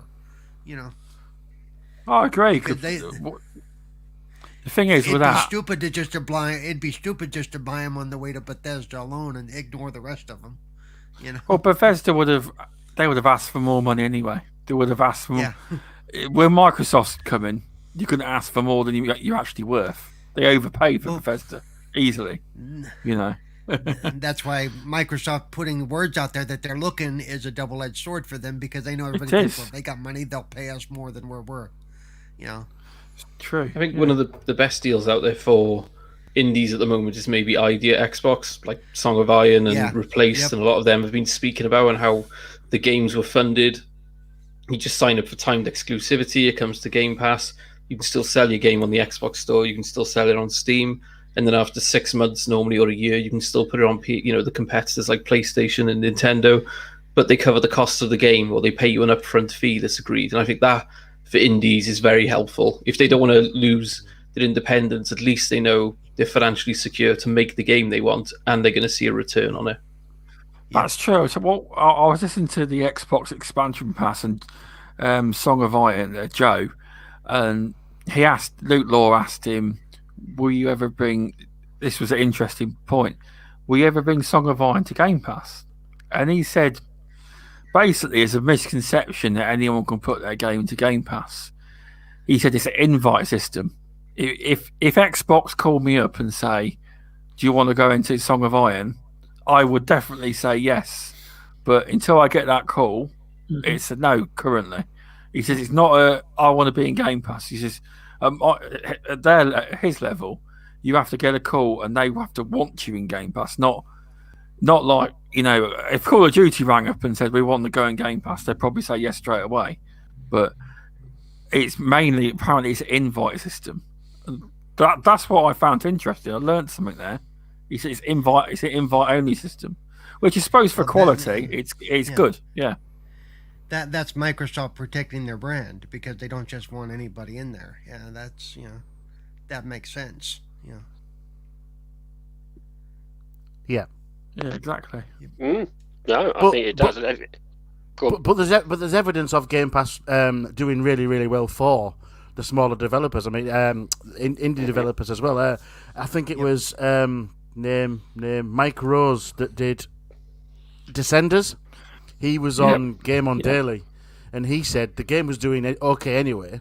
And then he was, obviously, they went into Game Pass, and the user base went through the roof. So it does good for indie developers to be invited into Game Pass. It really does, apparently.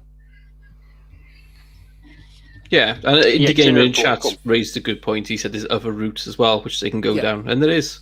I was just giving it as one example of how an indie dev at the moment can make money and kind of get funding for games. Is, if they're invited into Idea Xbox or Game Pass, they're laughing, really, aren't they? In terms of, I think Mike Rose is on Mike. Yeah, it's Mike Rose. I was going to say Mike Ross, and that's the guy from 50 First Dates, isn't it?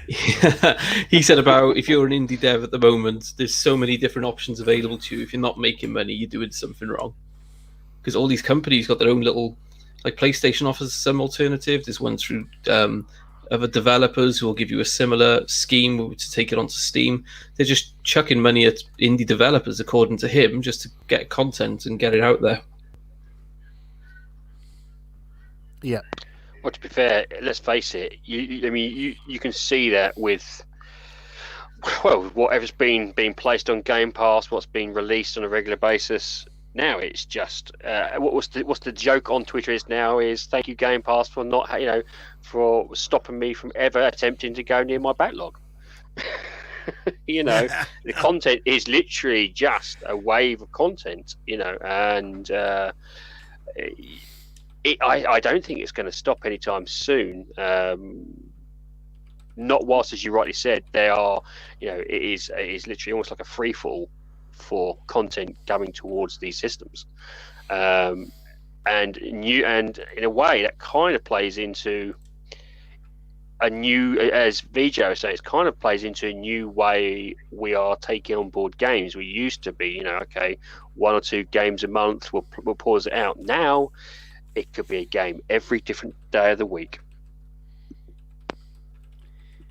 and it's gonna. I think that's the cultural shift. That's the word I was looking for. The cultural shift that seems to be happening.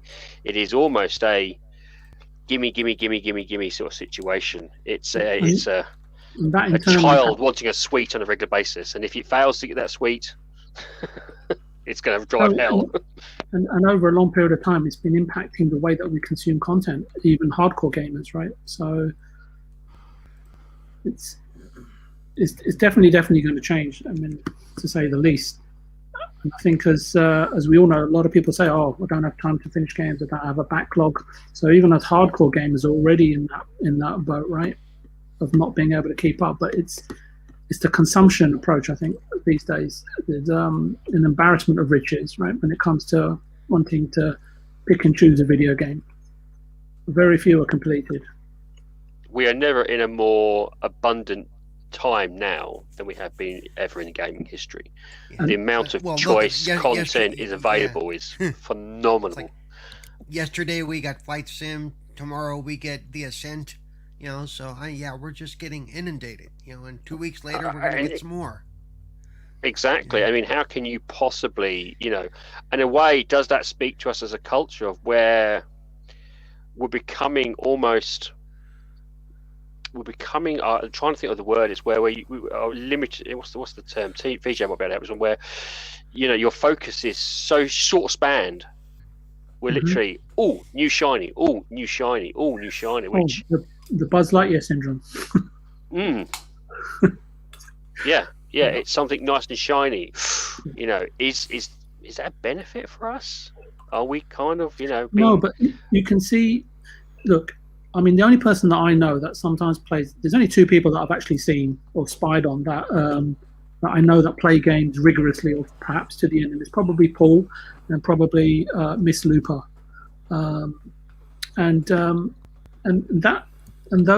these types of individuals are few and far between now. I'd say Removable.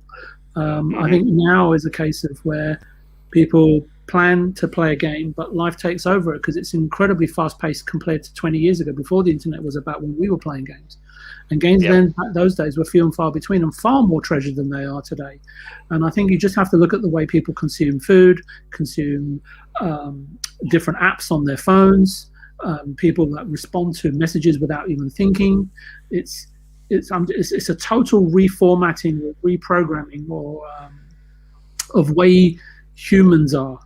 And I think that we were talking about earlier in terms of like what's going to be the norm for the types of video games that are consumed longer term in the future. And I'm not saying I'm worried, because it is what it is, right? There's nothing we can really do about it. But, publishers are far more aware of this than us, right, in terms of how many games do they release, how many hours do individuals spend on average, all the analytics that they possibly need that tells them the kind of content they need to create. And Ubisoft coming out, sort of front and center and saying this is this company strategy going forward, tells you everything you need to know in terms of what to expect. And Microsoft aren't immune to it. They can see it as well happening, that there's a hell of a lot of bread being left on the table, right? That they want to have a piece of the action as well. Not because Phil wants to make those specific games to make money, but as Paul said, as Animated Evil was saying, is that they're not in this industry, in the gaming industry, and now that they're all in on it, is that they're trying to dominate the industry and targeting a much larger consumer base, rather than the traditional couple of 100 million that'll buy a new console every 4 or 5 years. So yeah, it's changing dynamically, right? And we talk about indie games. Isn't there something like 2,000 indie developers out there? And I'd hate to see the statistics that tell you the churn of how many indie developers fall by the wayside. And if you want an indication, right, I think there's something like, I don't know if it was in England or America, something like that, but there's over 600,000 new businesses that open up every year, okay? And 60% of them fail within the first year. So, the indie developers that do actually make it are very few and far between. And but in relatively speaking, but when you look at it from a consumer point of view, there's just far too many games to remember, or keep, you have to make a list these days, right? In terms of, that's the game I want to try, but I bet we've all got our lists. How many times have we gone back to the list to actually look at games that we fancy playing, maybe a year ago. Not many, I'd say. That's where your wish list comes in, isn't it? It's like the wish list is getting longer and longer and longer. Yeah. It appears, you go, right, I'm going to play that, and then another's on the wish list, that's appeared now. It's a perilous and arduous. Game development is a perilous and arduous journey, which very few make it through. And if they do, it's even harder to get the second game out. This is very true. Right. In that case, I think we're going to pause it on that topic because it is a superb topic, and that's one I reckon that we could probably go into for the next hour and continue. And I think we're going to finalise ourselves with the very last topic that's been set up for us, thanks to Stubbs, and it's going to be about Deathloop. It says, with Deathloop being a PlayStation timed exclusive, and it being part of Bethesda as part of the Xbox Game Studios, will the game actually release 1 year after? And that is, again, for anyone who wishes to move forward. I'm so used to only speaking when spoken to or asked the question directly. I know. I thought I'd throw the chaos at you. I was going to say, go Stubbs, go. It's the reason I brought it up is because, as you've all seen leaked across the industry, whether true or not, when PlayStation sign exclusive deals, they write in words that say after said date is up, they get first refusal on a new exclusivity line straight away after. So it's written in there. And that's where I believe that, the Final Fantasy remake that was apparently coming, I believe that's how Final Fantasy... It's not been announced or anything, but I do believe the reason you've heard nothing about it is one of two things. PlayStation has either locked down more exclusivity or they've locked down the game completely to the PlayStation platform. Now, I'm not saying this will happen with Deathloop. I'm just saying when they write their contracts out for exclusive time deals, there is a lot more written in there than your average deal. I'm just saying there is a possibility that it may not be a year after. It could be a lot longer. Yeah, it could be. But I could be wrong. I don't know. But surely that addendum to the exclusivity needs to be agreed by both interested parties. So it would have to be it would have to be on PlayStation saying, right, we want to look at more exclusivity because it's in the contract. It has to be both parties involved saying, yes, fair enough, this is what we'll do. I don't think there's anywhere in the contract saying that Sony says, if we say we're fucking extending it, we're extending it. I don't imagine that's a somewhere written down, but yeah. It just means they get first take. They get first take at the pie. Yeah, they're allowed to call shotgun whenever they want. Basically, if the deal's on the table, they're allowed to say, yeah, we'll do it. With Microsoft owning Bethesda and that, what Microsoft said, what Phil said was, we will continue on with all ongoing contracts. I don't think Microsoft will be up for any type of renegotiation from Sony. Just because, obviously, if it's not there, set in stone, this is what we're doing, I can't imagine Microsoft saying, okay, you can have a bit longer. I understand why it's happened with Final Fantasy, and I reckon that's why they got the extended edition, I believe, for Final Fantasy VII Remake. I could be wrong on this. I could be wrong. No, nothing's fixed surface.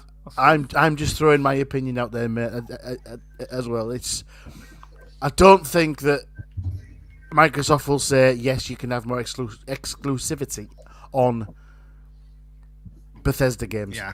I think once that Deathloop year is up, it's going to be promoted in the Game Pass. Guess what? Deathloop's here. Here it is. It's going to be advertised, and that's what's going to happen. It's on PC as well, isn't it? It should be. I'm not sure. I don't know. If it's PC, could you imagine Xbox sticking a Game Pass day one there? If it's supposed to release on PC anyway, then yes, it'll be on Game Pass for PC. Well, that will come to however the words of the existing contracts are worded. Yeah. So There was a game before, wasn't it? Didn't Sony allegedly put something in that meant the game couldn't come to Game Pass for having advertising rights or something stupid like that? But it might have been Resident Evil 8 or something. Yes, it was. Yeah, it was Resident Evil, that one. I wonder if they've managed to do the same with Deathloop. Obviously, them not being tied up at the time, but we all read the rumours that had happened. We don't know if that was real or not. Yeah. But we all saw that was in the contract that it couldn't. They tried to stop it coming to Game Pass. Yes. But Deathloop though is owned by Bethesda. It's been made by Bethesda. I can't imagine it going beyond its 1 year exclusivity with PlayStation. No, I can fully see your points on that. I can. Just thought it'd be an interesting question, that's all. I did. No, it was. There It's always is welcome. potential. I mean, you always get those footballer contracts, and where the player can just decide to extend it for one more year, and the club can't really do anything about it. It always seems to be when they've had a terrible season as well. You kind of come into the end of their career, and they're like, "Yeah, I'll take one more year, please, thank you." I didn't even know. Talking about football, I didn't even know Wayne Rooney doesn't play football. He's a football manager now. Yeah, I found out today. I thought he was still playing football. I don't think he was in the papers for his management skills, though, was he? No. No. Do you know what? I'm actually really surprised. We have managed to get through every single topic at a rate of knots, and managed to come out with some fantastic opinions. We're kind of a little bit early, so I'm going to have to try and come up with a little topic that I think that we can see the end of this. Can I mention something that I posted about last night? Oh, Yes, please yes. do. For us old school people, Interplay as of today is back. Interplay is an old school publisher, and if you look up their stuff, you'll see can I they just have stop some you there? games you Because recognize. they've actually cancelled their tweet and they've cancelled their Yeah, account. Did you spot that? Yeah, they deleted the tweet. I didn't know the count had gone. Really? Account's gone as well. I checked it because I was about to tweet Wow. this to someone else who was talking about Clay Fighters specifically, and I was like, "Say, Ah. look what Cerebral gave me," and I looked for it. The tweet's gone and the account's gone. Really? That's interesting. Yeah, Because just they've been double talking check. about them coming back. To They've been delete talking an about them account. coming That's back for a wow. long time. Oh. So And it's I I don't. know Is they it a were troll scheduled to come account? back. Yeah, it might have been, because I know they're still scheduled to come back later this year.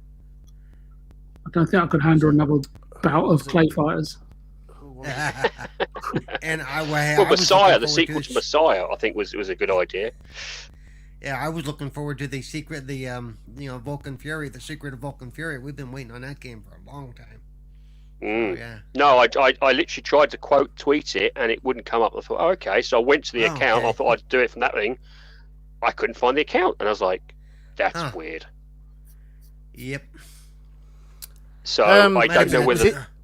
It was interesting. I don't know if anybody follows Brian Fargo on Twitter.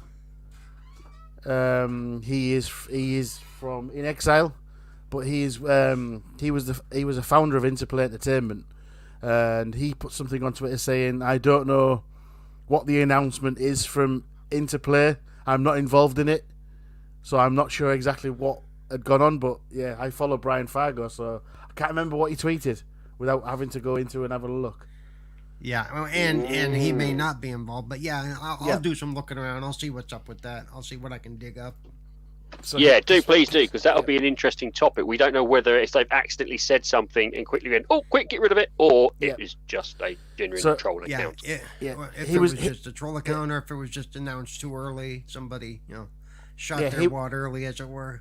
Yeah, he was the founder of Interplay Entertainment, but he's obviously Right. he's CEO of In Exile at the moment, so his hands were tied what he could say.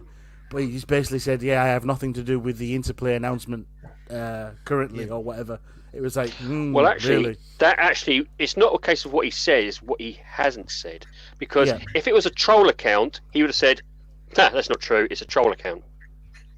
Yeah, But he didn't he say may that. not know any more than we do, though. He may not know any more than we do.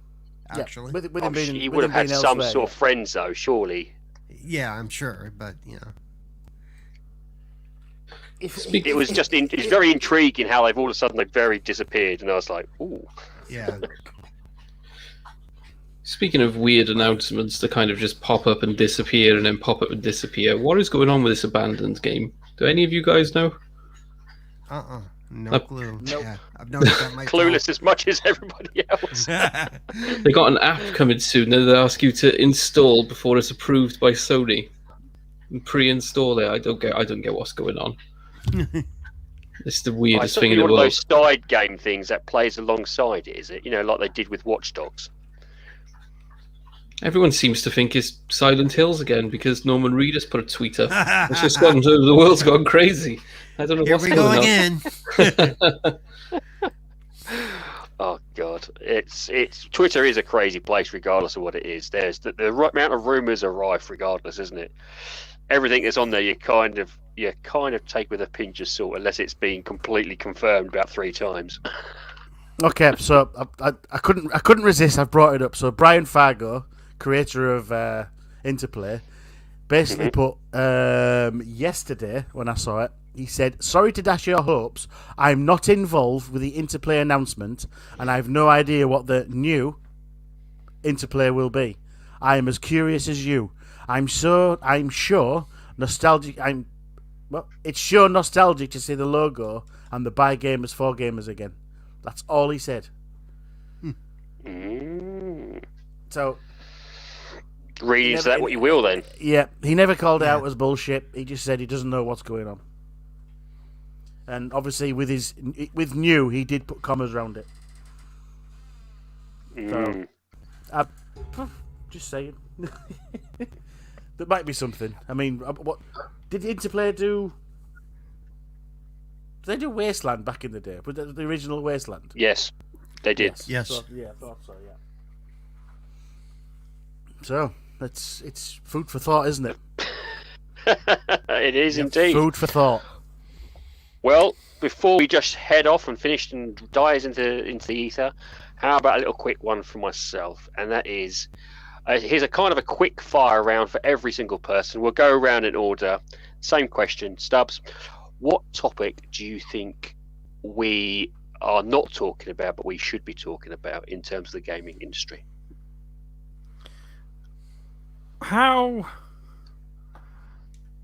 do you say your name? The Ginna. The Ginna. The Ginna, yeah. Whatever you want to call me. How the Ginna hasn't got access to the Halo Infinite beta.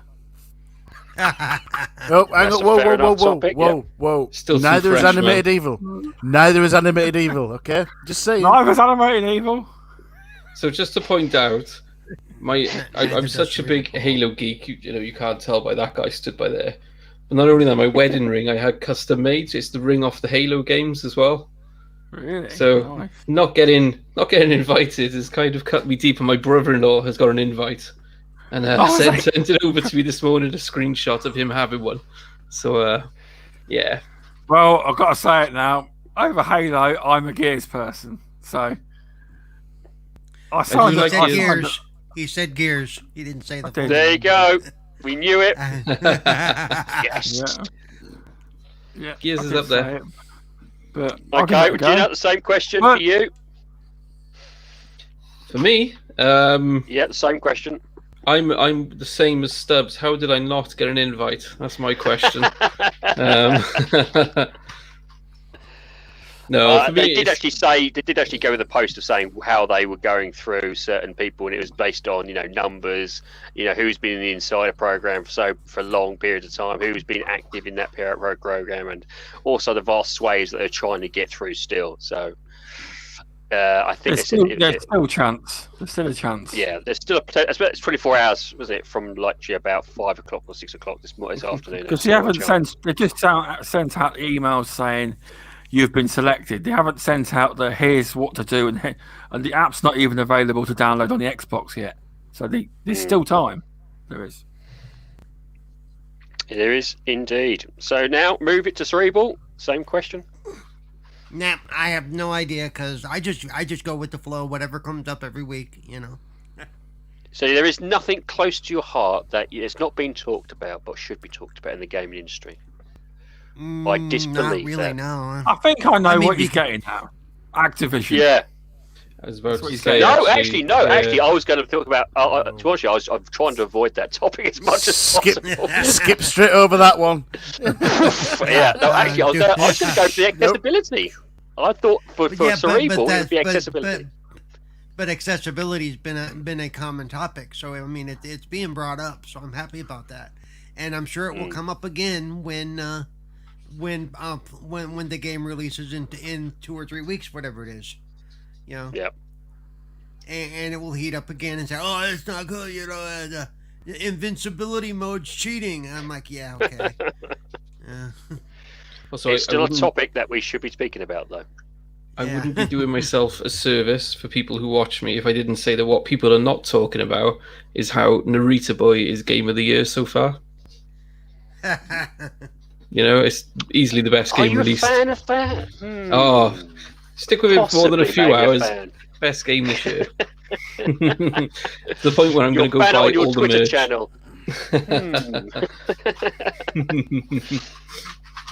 Yeah, I must admit, it plays really well, and it does look amazing. I must admit, it's just like, it's on a backlog for me. Yeah. Everything's on a backlog for me. It is, yes. Yeah, especially with a newborn, every game's on a backlog until you try and get some hours. Right, okay, we're going to move that on to VJ, who's been very quiet. Same question. I think I want to know why there's more staff on this podcast than there are customers in the chat. And secondly, I know is that when are we going to start having more thanks, Paul, for catching on. Well, I think we should have far more feminine guests on our podcast. We are trying, but they're afraid of stubs. Oh. I will try and arrange it. You host it 1 week, and I won't come on. You'll get loads. Dear. I don't know. After me hosting, I think that's pretty much put a lot of people off. I'm surprised the chat hasn't dropped to single digits. You've done a very good job. Very good job. I think you have.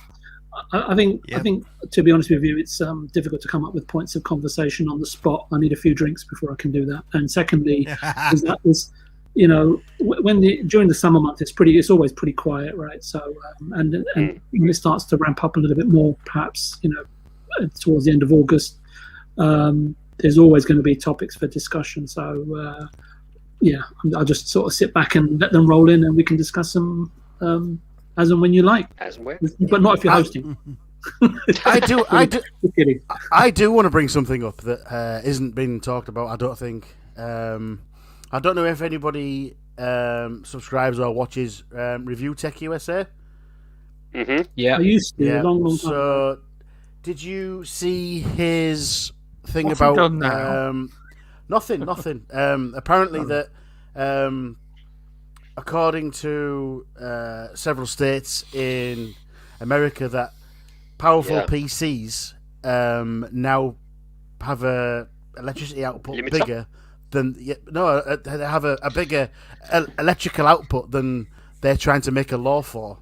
So potentially, your high-tech gaming PCs could be banned in states like Florida and so on. Well, California. they're not banned, limited to the output. Cerebrals, knackered, then. Yes, So- it applies Look at to me, pre-built, doesn't it? Is it pre-built PCs? Well, surely I that don't- would affect I don't know, even but- non-pre-builts. They'd have According to set a to- certain wattage. Obviously, whoever's put this legislation forward is a console gamer and hates the PC. Obviously. Yes, According- fanboy. According to the website that was quoted, I can't remember who it was now because I was watching it earlier today, that the tests they did were actually on a middling PC, nothing too powerful. So anything middle PC wise actually goes above the law they're trying to implement for power outage or output. So a lot of PCs they won't be able to sell them. So your likes of your 3080, 3090 graphics cards and stuff, because they need so much power, you won't be able to buy them in, I think it's 6 or 7 states in America. Six. Now I think that's it's interesting. 6 to 7 states. Yeah, it was 6 to 7 states. Yeah. Is that? But Paul, wouldn't people? I mean, they won't be able to buy them in those states, but they could still access those cards from other states. It's more about the power supply too. I would think so. Yeah, they would still be able to get the parts. I mean, one time when I built a PC because it was cheaper, I actually was going to Texas anyway to visit some friends, and I bought all the parts I needed, shoved them all in my suitcase, and took them back to California. So. The evolution. Contraband this time. Contraband. Can't bring it. Yeah, this could be a thing. One of the things I think is going to evolve, and I don't know whether, in my head, again, for all the people on the panel, tell me if I'm being a tit. This means then, I should assume, depending on those particular states, that a lot of people will now invest in their own green energy, their own solar panels, electricity, to try and compensate the load on the main generator, the main element. Surely that'll be the thing. They'll be like, but states like California and Texas have issues keeping their people powered up. Yep. I mean, rolling blackouts and all I can kinds of attest to that. stuff. Yep. I can see why, because people in America, some people use dryers all year round. It's a normal thing. Dryers? There's no dryers. You put clothes in them. Oh, all year round. All year round. I don't know about that. We put them out on the line, mate, when it's sunny. They're Well, conditioning, we don't, maybe. most of the days a cities year. I've lived in, there's no room to put it out on the line. Yeah. Of course, in the last neighborhood I lived in, if you put clothes out on the line, they were going to get stolen. Okay. Yeah, it's illegal apparently. Some places. America's never been eco-efficient ever. It's not built that way. The industry. I'll tell you one thing from my experience of living in California, and I know that most of the Paul probably can correct me if I'm wrong, is that the most of the population live along the coastlines, and to be quite honest with you, the infrastructure compared to say England, not just in the housing, the internet, the electricity, it's just you think England's bad, but America's worse. I would say from my experience so far. Yeah. Oh, one of the things that's worse is you mentioned it. Like most of the population, the bulk of the largest cities is Los Angeles, which has no real water sources of its own, by the way, which is a whole nother issue, and San Francisco. Yep. Both of them are bay cities or coastal cities. That's right. The rest of the places are pretty spread out for the most part. Yep. I mean, you've got because I've got south of me, I've got like San Diego and Calabasas and places like that, and then going down to Mexico. Then north of me, I've got like Santa Barbara, going all the way up to San Francisco, and it is chock-a-block with traffic. I think it's the 5. I might be wrong. Yeah, it would be the 5. and the infrastructure, I'm just really, really surprised. And I was going down the street with somebody, and I was saying, "Oh, these houses, they're really big. Oh, these are old now." I said, "Really? How old?" He said, "Oh, 20 years." I said, "In England, if a house is old, it's 100 years. It's 100 years old." And it's I mean, it was a bit of a culture shock for me, and I'm just surprised how flimsy everything. And Paul's absolutely right. I've had more internet outages and electricity blackouts in 1 year than I've experienced in my whole life living in England. Yeah, that's the thing. I mean, we are literally a dot compared to America, and America's electric bill or consumption probably amounts to just a day's. 1 day there is probably, I don't know, half a year's worth, or I don't know. I don't know. Well, there is a reason for that. We are restricted as an island, a small island with space, and so therefore housing, therefore electricity is based on meterage, and so we've got. If you look at the house, say for a typical English house, you're looking at about for a flat, it's about 45 square meters. For a house, you're probably looking around 80, maybe 90. For a 2-bed. If you compare that to say a average, because I know there is obviously depending on the cities, American property, that's almost double or treble. I would say in certain states that's true, but not in places like Paul was mentioning, the cities that that's what I was thinking. But they then go upwards, don't they? If you look at like London, for instance, they have it's almost like a very similar sort of situation where we've got, actually, I think the highest we've got is around 30 to 40 floors, but generally housing we don't go over around 20 because it has potential fire hazard issues. Now we didn't used to be. We used to go, but we used to do very tall concrete buildings, but they've gone out of fashion. But England suffers from the same thing like America does, right? A lot of the concentration of people is in the major cities, because if you look it up, the fact is that, and you say England is small, it's not really, because only, I think it's less than 9% of the landmass in England is actually built upon. Ah, okay. The concentration of people in major cities is the issue in England as it is over here in America, because I'm sure Paul can tell you that there are many, many states where there is just so much potential, but no wilderness. Nobody. Oklahoma as a state has like 3 major cities, and the rest of it's just dust. I mean, there's so much open space. Parts of Texas are the same way. Yep. You know, you have a few major cities and you have a bunch of little towns sprinkled throughout the rest. Yeah. There's plenty of space removable. It's just the way the governments try to cover it all up and disguise the fact that we're all struggling and please pay more taxes. Yep. I think that happens to a lot of governments, isn't it? I think we're doing the same thing over here in England. Our infrastructure, especially in our schooling infrastructure, hasn't been touched for 30 years. They won't shoot you or break your kneecaps. They'll just put you in lockdown instead. Yeah, that's very much the case. Well, I'm going to try and halt it for tonight, as I think it's I'm sure a lot of you, those in England, probably want to go to bed, and those in America probably want to do some gaming or get some lunch. Yes, please. But first of all, I would like to say a big thank you to everyone who's in chat. I have apologised for not actually dipping it in there as much as I could. Luckily, Stubbs is here to try and help out in that aspect. It is obviously I always appreciative for anyone in the chat to have a chat, come and watch this show. It's always amazes me that we even get viewers. Generally, I know I'm not being facetious, just that I'm always appreciative regardless of that. And first of all, secondly, a big thank you to Stubbs for allowing me to host it. I kind of felt like I needed my voice to be out there a little bit more, so there you go, Stubbs. Oh, thank you for No, doing actually, I think he was more wanted a break.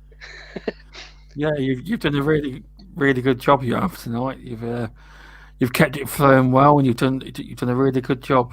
You have. First, say thanks.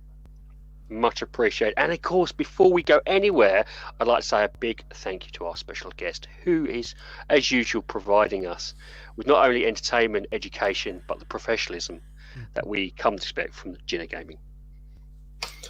Once again, not sure where the professionalism comes in, but thanks for having me. And yeah, you've done an excellent job hosting as well. It's been really good. It's been fun. How about, just so that everyone knows where they can find you, how about you tell everybody where they can find you on social media, and also any links to your channels as well, please? Yeah, sure. So I'm on Twitter. I'm on there pretty much every day. I'm at the Ginna Gaming. I'm on YouTube as well, and I'm just the Ginna on there with a space in between. Apparently there's not many of us around. I do just gaming news, reviews, playthroughs, the usual stuff. And you'll catch me on a lot of podcasts at the moment. I seem to be getting around. I was recently on one with New Legal. I've been on this one, and I'm on one every week called the XBL Party Podcast, which is every Saturday at 8 p.m. UK time.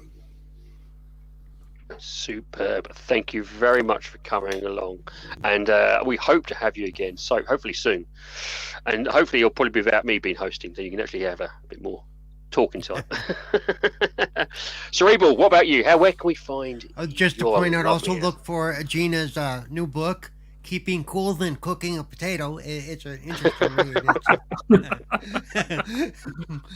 Potatoes are not included with the book. Yeah, keep the Go on, Paul, where we can find you?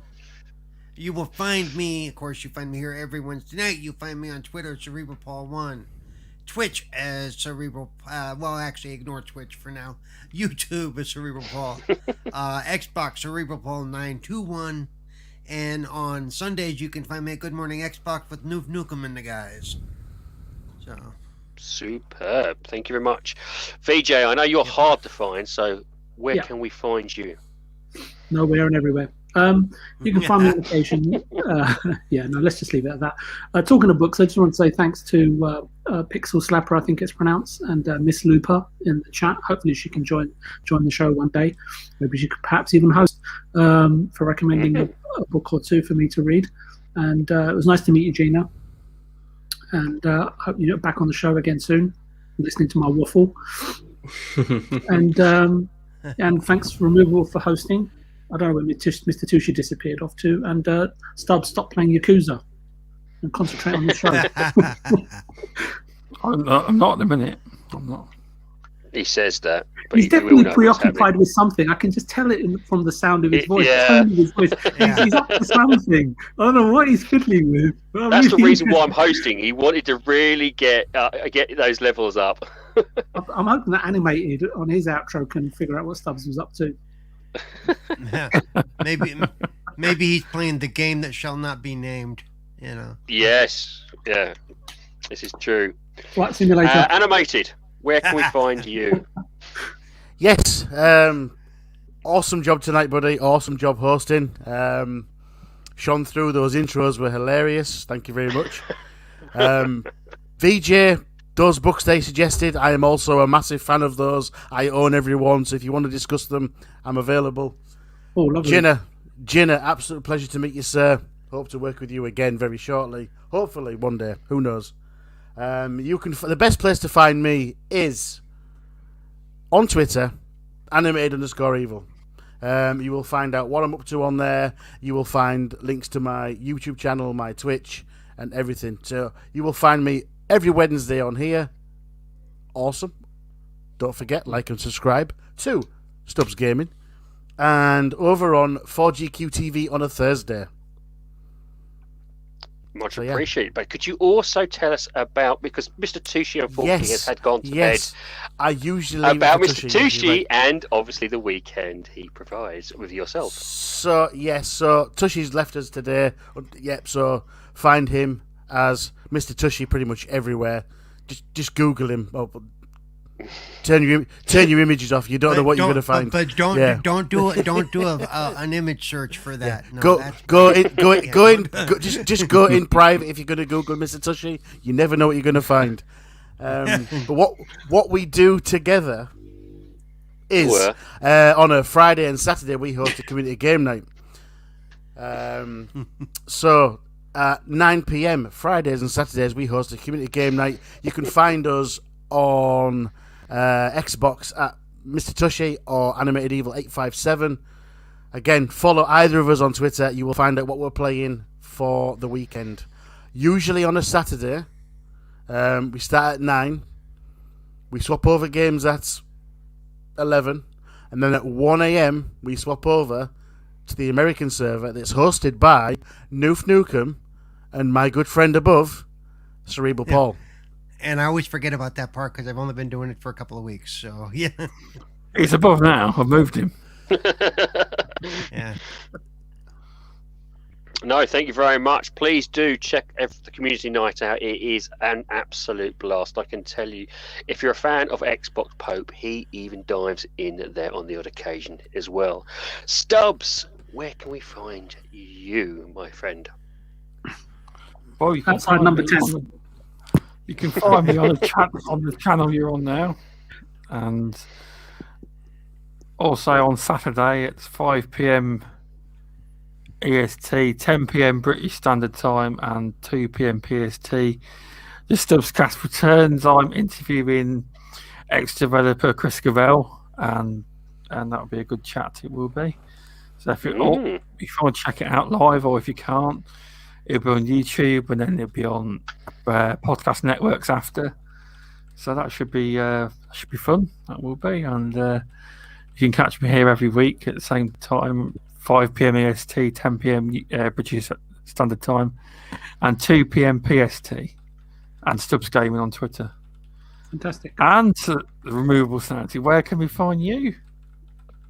Well, thank you very much. Appreciative for letting me have a little bit of fun tonight and have a little bit of a giggle with everybody hosting.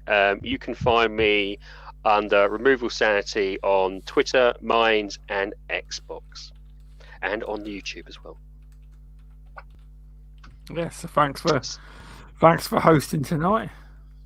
Much Do you want to end appreciated. the Thank you. You can end the show in the way you want to end it. Do you honestly not? I'm just going to say thank you to everybody in chat for taking the time out to listen to us.